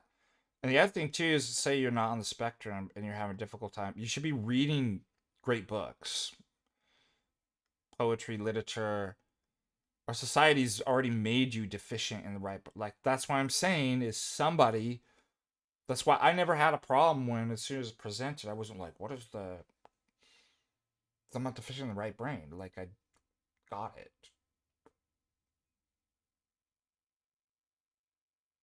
Anyways, I'm starting to maybe just say that, but like, look, it's not, the argument's not for you. Just don't worry about it. Just believe.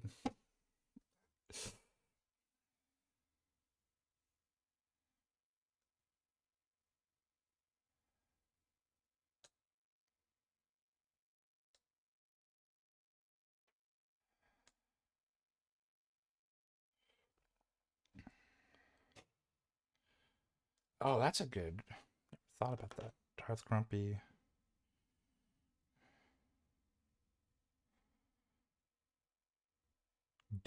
I'd like to actually look that up. Do autistic people or people on the spectrum engage in dangerous activities? Are they adventurous? I don't think I can't think of anybody that actually is. I mean, I think exposure therapy, getting them out and like skiing and doing jumps and like stuff that like gets them beyond like a level, especially I bet being outdoors is important too. But it gives a sense of like, okay, like exposure therapy, like I'm calm, like that wasn't that bad. I got it.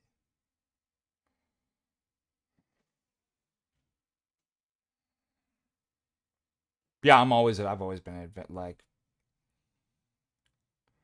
parents said I was swinging from chandeliers, climbing up at 3 years old, 4 or 5, pulling watermelons out of the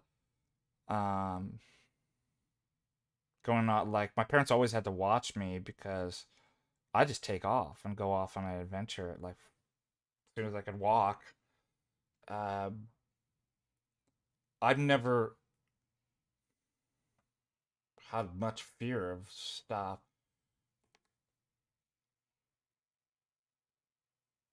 Uh, but I did always have a healthy. I knew boundaries. I remember in high, like, so I was not risk avoidant at all. I did some really dangerous stuff and bad stuff. But there was always a boundary. I knew that I'm like, yeah, I'm not gonna do that. Like, I actually don't want to get a criminal record.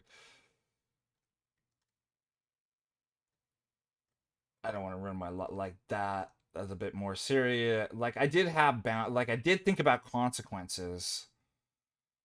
Obviously not as well as I should have, but there was a limit. Like I've had friends that just like literally no consequences. There was no pause in their brain. There was like we could go to jail for this for a long time. That just totally impulsive, no consequences, probably underdeveloped frontal lobe to be honest, which guys already have underdeveloped frontal lobe. Um, Girls in high school develop that earlier on. Then that's why they're not doing crazy stuff like.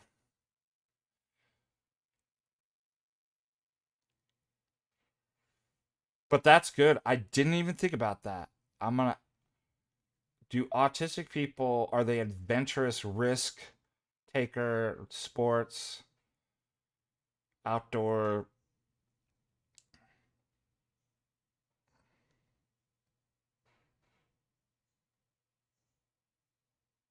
Yeah, it's a male thing. I mean, I have ADD. I don't have ADHD. I have ADD, but um, I was a risk taker. Like you should hear some of the stories that I used to do with my first.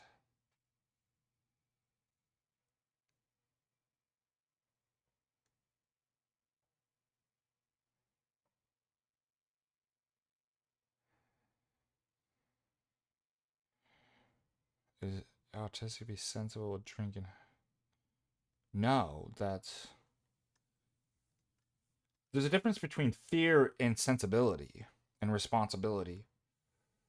I think autistic people, from what I've heard of people who are on the spectrum, say like we have irrational fears. That's not sensibility. Um, I think what's really interesting is just generally speaking, Zoomers have fear. The generation. You should be responsible with drinking and sensible. But what I've noticed is that generally speaking, Zoomers are so afraid of alcohol, or anything that could be risky, that they don't engage in it at all. They're like, no, I don't like. I'd become an alcohol. I know myself. I'd become an alcoholic, drug addict, prostitute if I had a sip of a beer. There's kind of this, and it's like, what the? That's not sensible. That's actually irrational.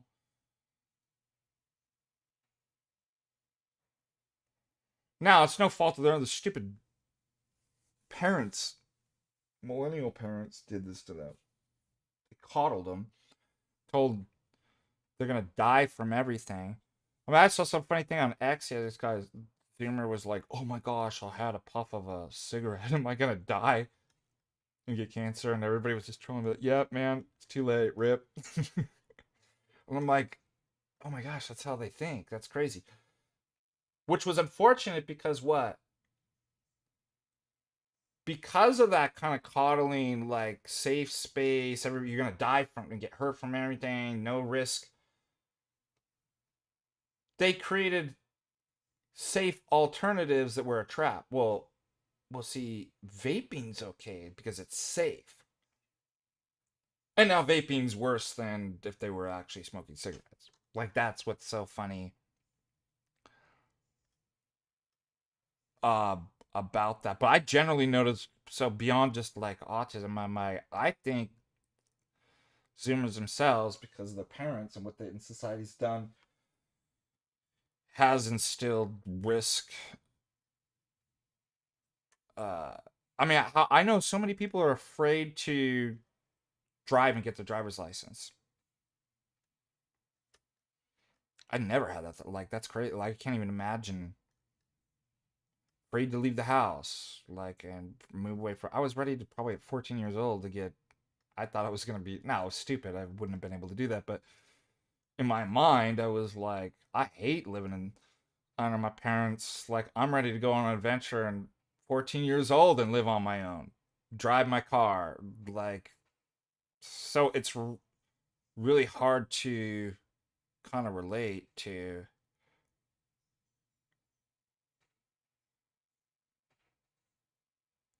Yeah, and then people think that. I think that theory was debunked, that like if your father was an alcoholic or an addict, that you're gonna be. We know a lot more about addiction now than we did, but there was kind of a fear that's like, my dad was an alcoholic. If I take a sip of alcohol, I'm gonna be like, oh, get out of my way. Yeah, it takes a while before you become addicted to the alcohol, and like you're not gonna be like, oh, I like it, and then it's like, no, that's so it's just a weird. So I prefer people have sensibilities not based on irrational fears and because you're scared, and more it's just like, yeah, I've got boundaries and rules, and I'm watchful. Those are like if you moderate, or if you decide, you don't want to engage in drinking for sensible reasons and boundaries, but not fear. And I think most people are, which is just weird.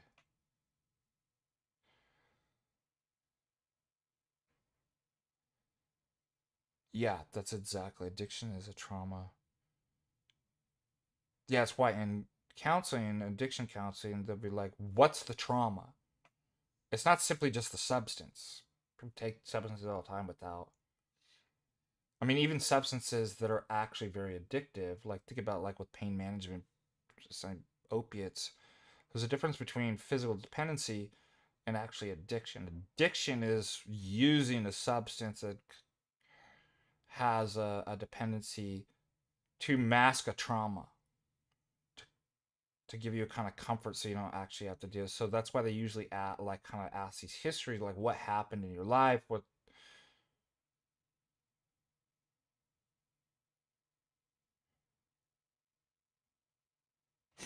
This episode is, you're Russian, you're born addicted, so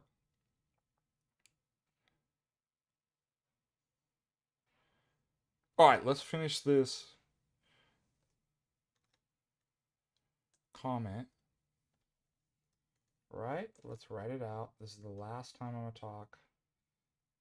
Respond to this person. Capture.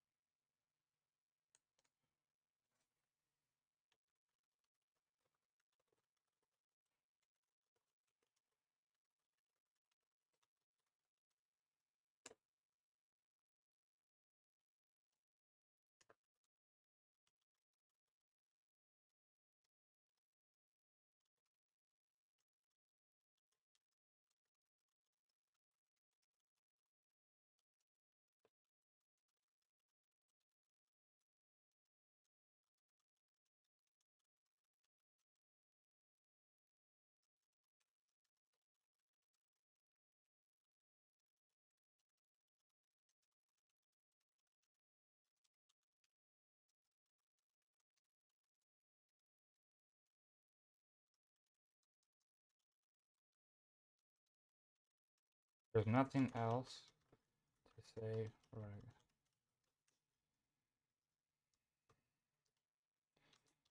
Explain. That is just how it is. There isn't a more basic explanation.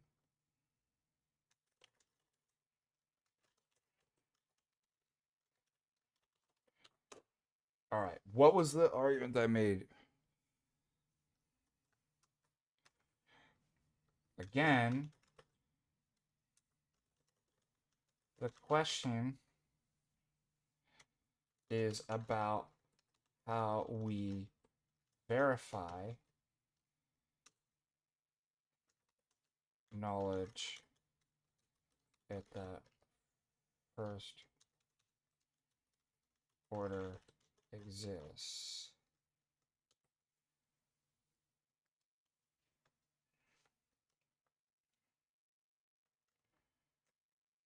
The point is that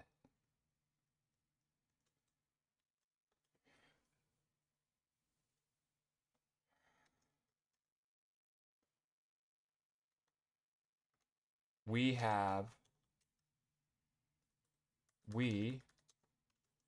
from our autonomous and finite position have no way of affirming the first order statement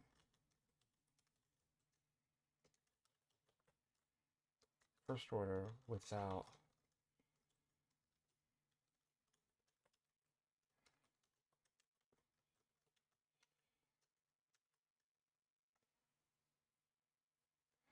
and putting our second order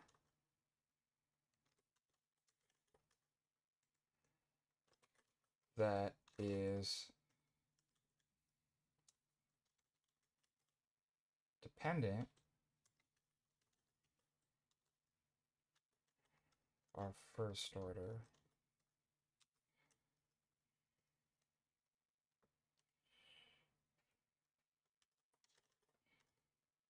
our second order is dependent on first order.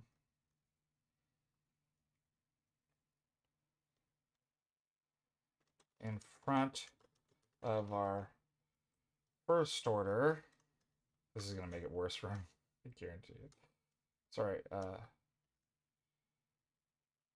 in front of our first order so that we may bootstrap ourselves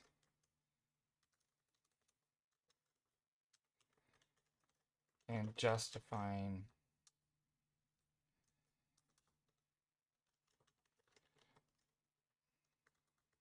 both our first and second order. That is circular. However, If there is another way that the first order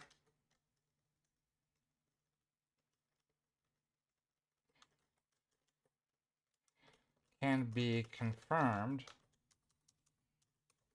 that isn't dependent on us, then the second order can be justified.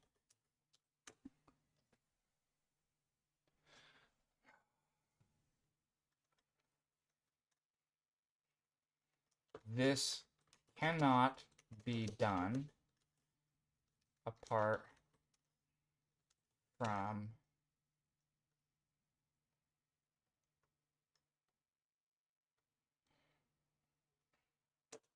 revelatory theism.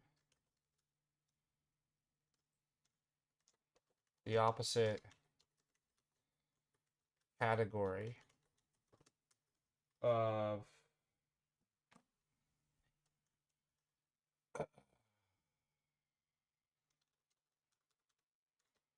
autonomous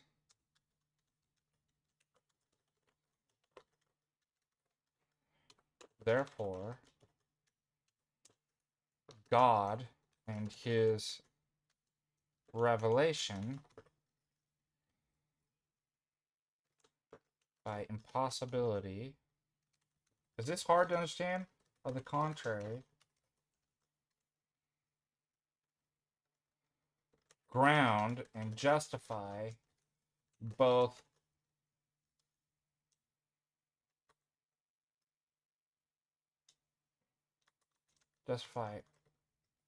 first order knowledge, and if first order knowledge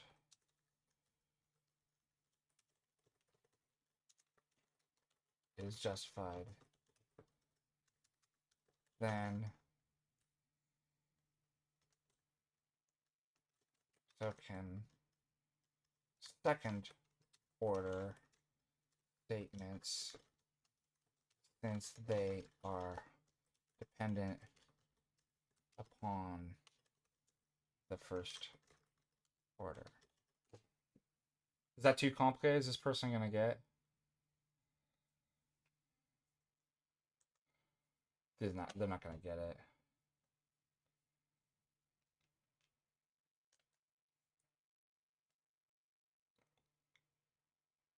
What? So let's talk about the psychology, though. There's got to be some autism here, right? Why is Del $2 following a may I be a guest on your channel? I don't know. I don't know you.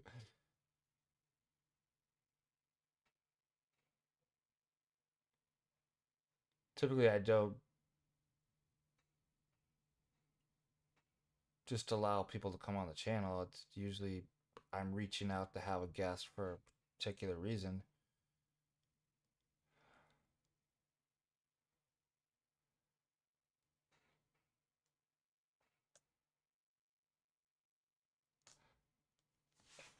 What?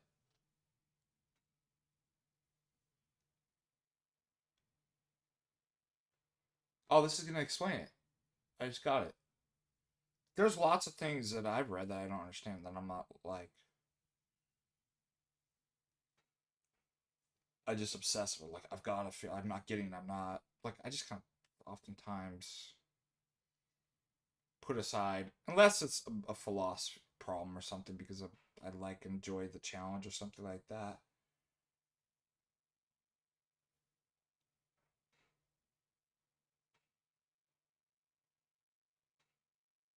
I think the reason why is here's what why are people so obsessed and can't get the and they're going over and over, and they feel like I have to answer the same questions are brought up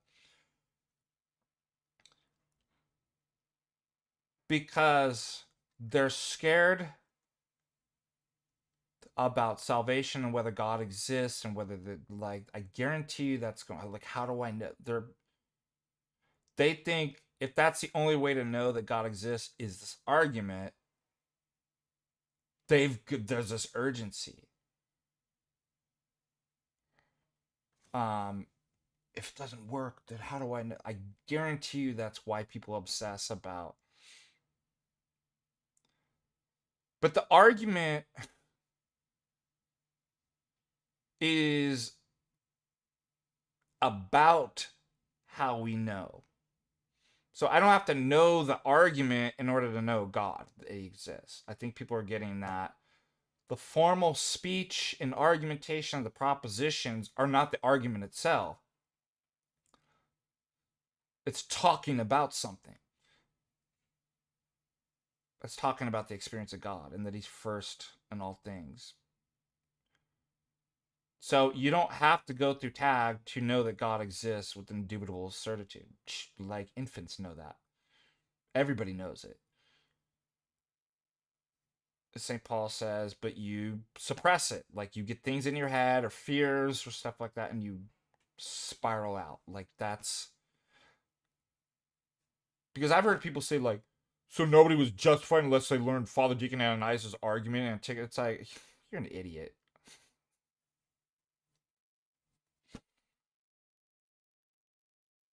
You don't have to understand the formal argument or even the words, right, to understand what it's talking about. Do you not know that there's a difference between words and the things that they signified or the reality?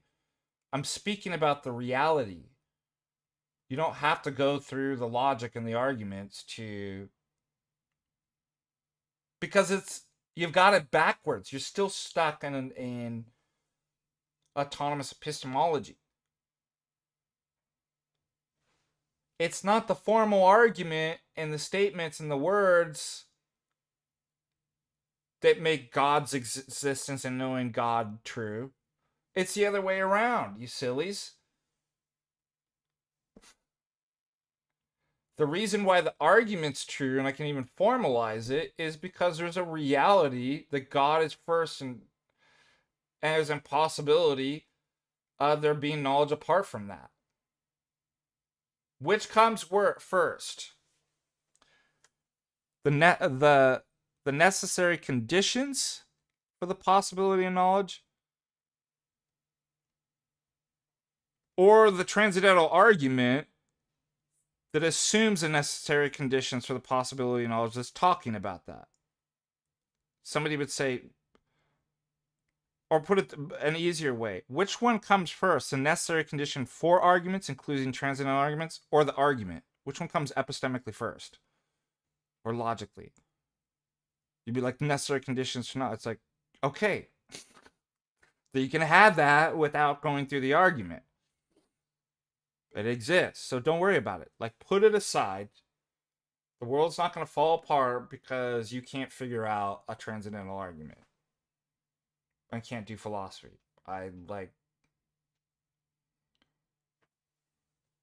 We got a super chat. Devin999 was wondering if I could ask you a personal family related question on Discord. Yeah, go ahead, throw.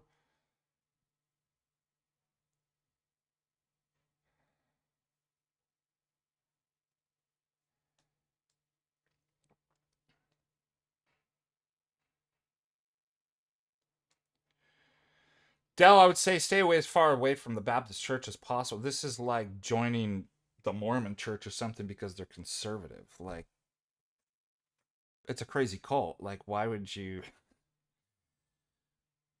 join a crazy cult that's false just because they're traditional on moral issues? Like, become a Mormon. I mean, this is the reason why people think that Muslims are so trad. Like, don't join a cult, a false religion, because literally based on the traditions of man. Like, I don't know why. Become Orthodox. You don't know what real traditionalism is? Just not simply parasitic, the real deal? orthodoxy. And it's true. It's historic. It is the Church Christ established, unchanged.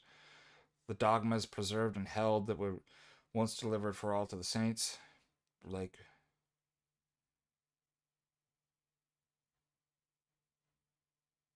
yeah, you got your priorities.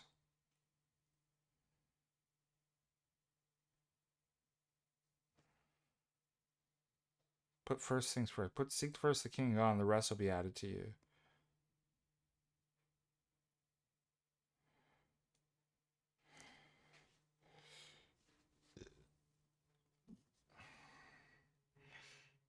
An airplane. All right. Is Jay always does these things during my nap time.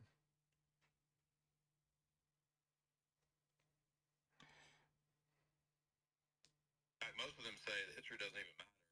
It's postmodern meme magic, and who cares what was actually historical? Wait a minute. So wait a minute. If history doesn't matter, then why does it matter that you believe that the big H was a lie?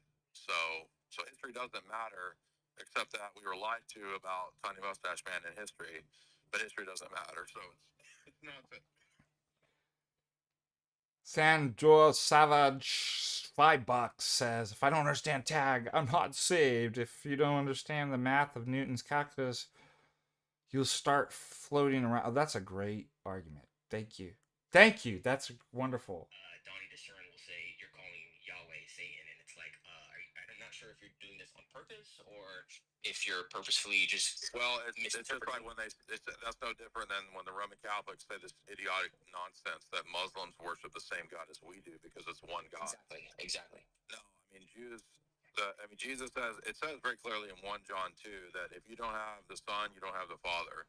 So you could say linguistically they're naming Yahweh, but they don't actually have the worship of Yahweh, these gripers and Tiny Mustache Man cult are just getting born. Like, and isn't it interesting that it's exactly like Aristotle says: when the stick's bent, people try to go too far and bend it the other way. Okay, big deal. You were lied to about World War II and all the stuff that happened with the Axis and Allies. Not all of it was true. Turns out it's more complicated than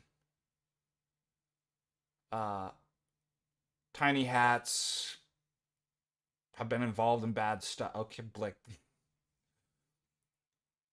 So, you're going to go sign up for the Third Reich? Like, now all of a sudden, like, well, you go all the... Do you see it's just like an overreaction? It's like you can't find the... And the other thing, too, which you just mentioned, too, so based, right? The whole notion was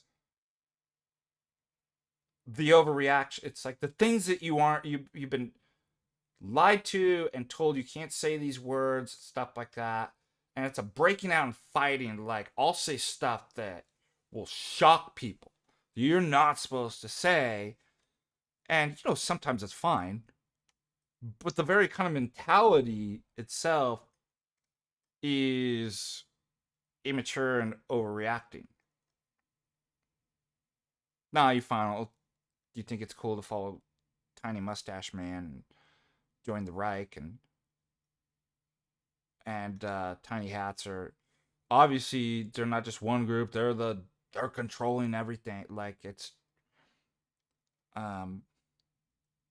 that's just immature, non-nuanced way of, like, childlike way of looking at. And then what do you get? You get the gripers who literally just can't think. They're just a bunch of emotional babies that learn cuss words. That's all they do. If you stupid, and then they give you the slur. And groupthink, it's like somebody ought to write a book, Lord of the Rings Part 2. It's just all about, like, the gripers. They start their own system, but it's worse than Lord of the Rings 1. uh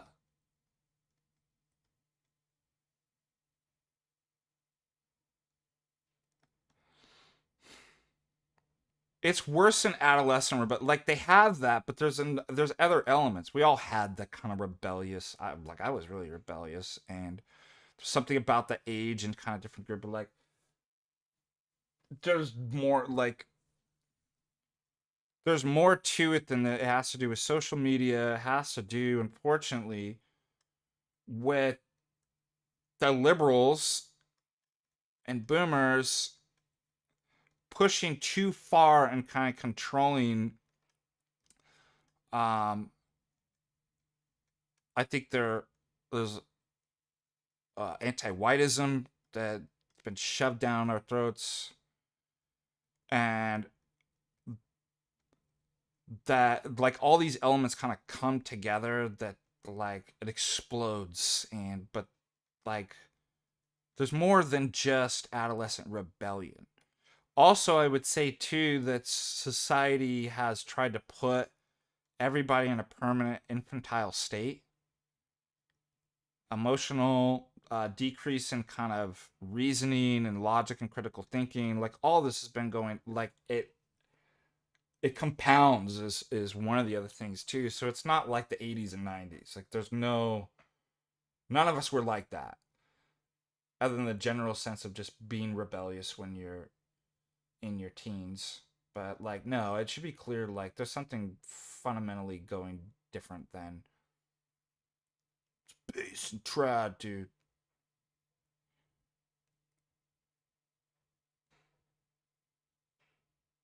It's amazing that the gripe room is still going. Like, how many do you think there are? That's another. I'd actually like to get numbers.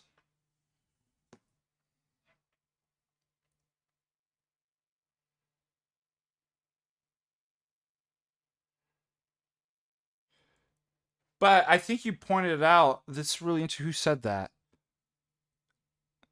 Tiny H Man's. Tiny H Man. H Man. Tiny Mustache Man is so bored. Like, it burns itself out. Like, you, these things are not sustainable. Like, people are just, like, getting tired. Like, at first it's like, oh, exciting. Like, never thought there'd be a group of people that just come out and say this kind of stuff and believe this stuff. And it's just like, there's a kind of novelty to it when it first emerged. You know, even though you don't agree with it, you're kind of like, whoa, kind of breaking the Overton window here. And then you're like, I'm bored. Like, how long do you really think it's going to last? I think that's a good point.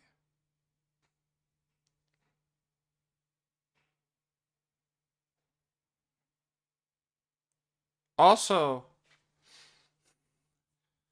at the 4D chess level, I don't have the answer for this. I'm just saying it's being allowed to happen. Nothing happens that's not allowed at some level. And this is something the group is like, no, it's totally, or you know, it's just we're waking. What's funny is the grippers are like the flip side of the left, progressive. Like it's the right side of history where people are just waking up and they have the exact same way of thinking about stuff. It's amazing.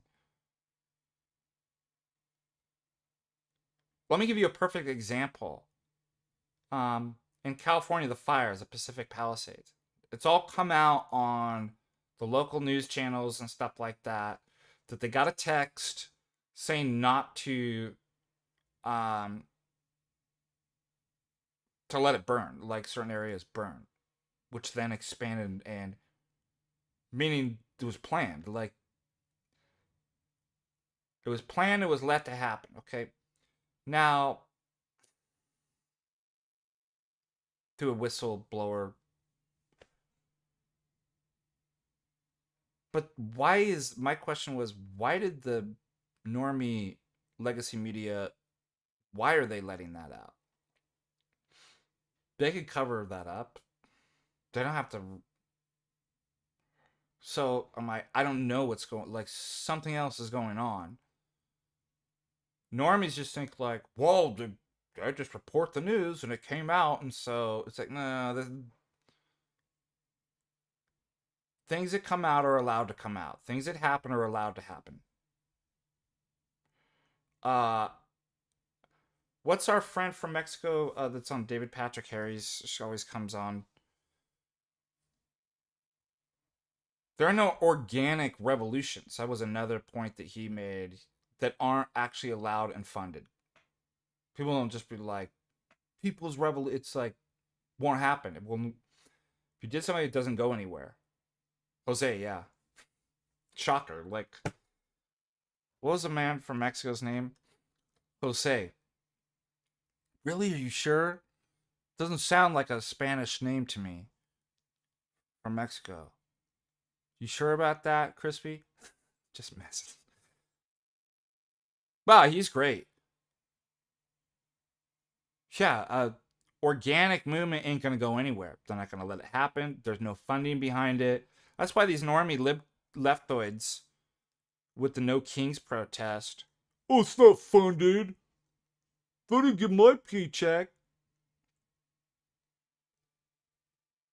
It's like, you're an idiot. Do you know? I know from a conference, or even just to organize stuff requires a lot of money. And we have the objective evidence of these groups. The protest, what's that guy Adam that owns CEO of the Crowds on Demand. We will follow the money. Like, it doesn't mean you got paid a check. Advertisement, media, organization, how this gets out, all of that's funded. I'm sure the bricks on the street, like the mass, like there's you guys are idiots. And there's nothing that happens. There's no organic, like, the people just don't want Donald Trump and they just woke up. Like,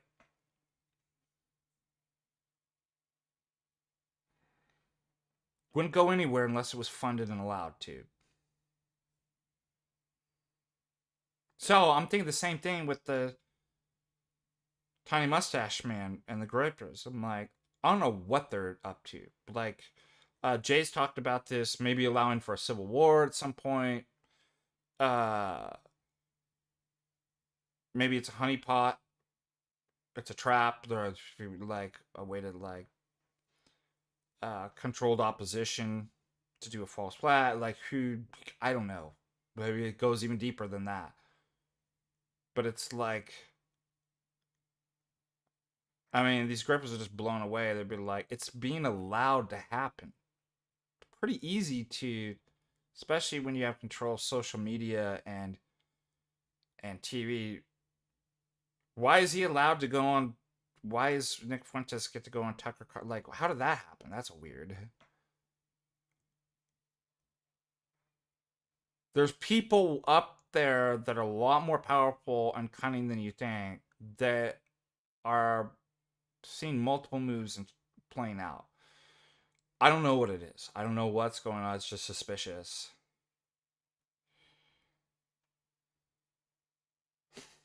Do you know the H-Man fighting Stone in the Astral Plane meme? No, that's great. That's a good. But yeah, that's.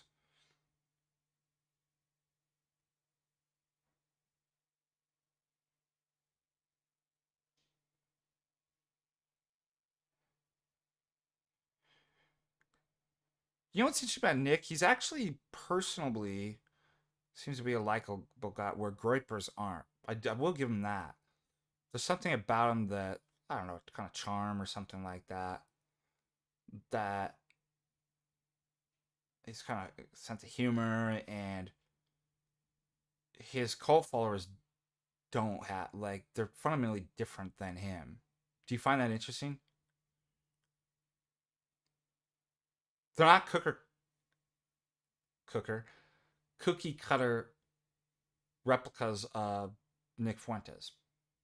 Like, the grippers are not just that. They're not like him. It's which I find interesting. I didn't even think about that until just recently.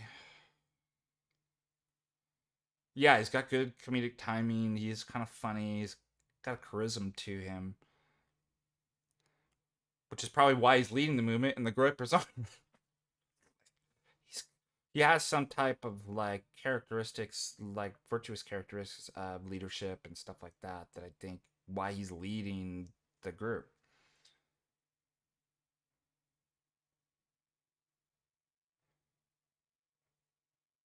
Now, that doesn't mean he may not have, certain vices and issues and stuff. I'm just saying, yeah, he's fundamentally different than the people he leads. Which is, in Orthodoxy, isn't like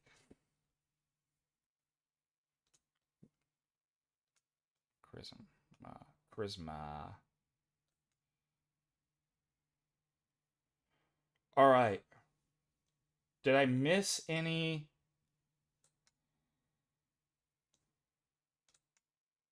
Thing. Did I miss any super chats? Let me see.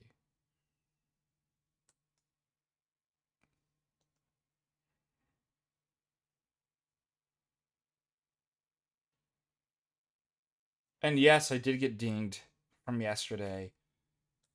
When I played that Carroll College, which has a stupid rap song. Like, what does it matter with?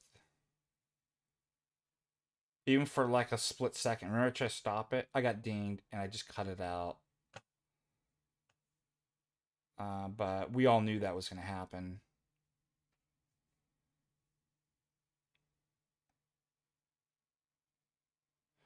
May the Lord bless you guys. Thank you so much. Thank you for your support. Thank you for your prayers, those who came to prayer. And I gotta take a nap. I'm tired. It was a long day yesterday. And that work on finishing my homily, write my paper. Because I thought I was just gonna stay in last night, and then I forgot that the guys from St. Mark the Evangelist came down to Helen, that I said we'd meet up. And so anyways, it's good to be with Orthodox friends. May you guys have a blessed Vespers tonight and Divine Liturgy tomorrow, and may the Lord keep you and give you peace that surpasses all understanding. May we not have any fear, as Scripture repeats more than anything, and put the Lord first in all things. Until next time, God bless all of you guys. Bye-bye.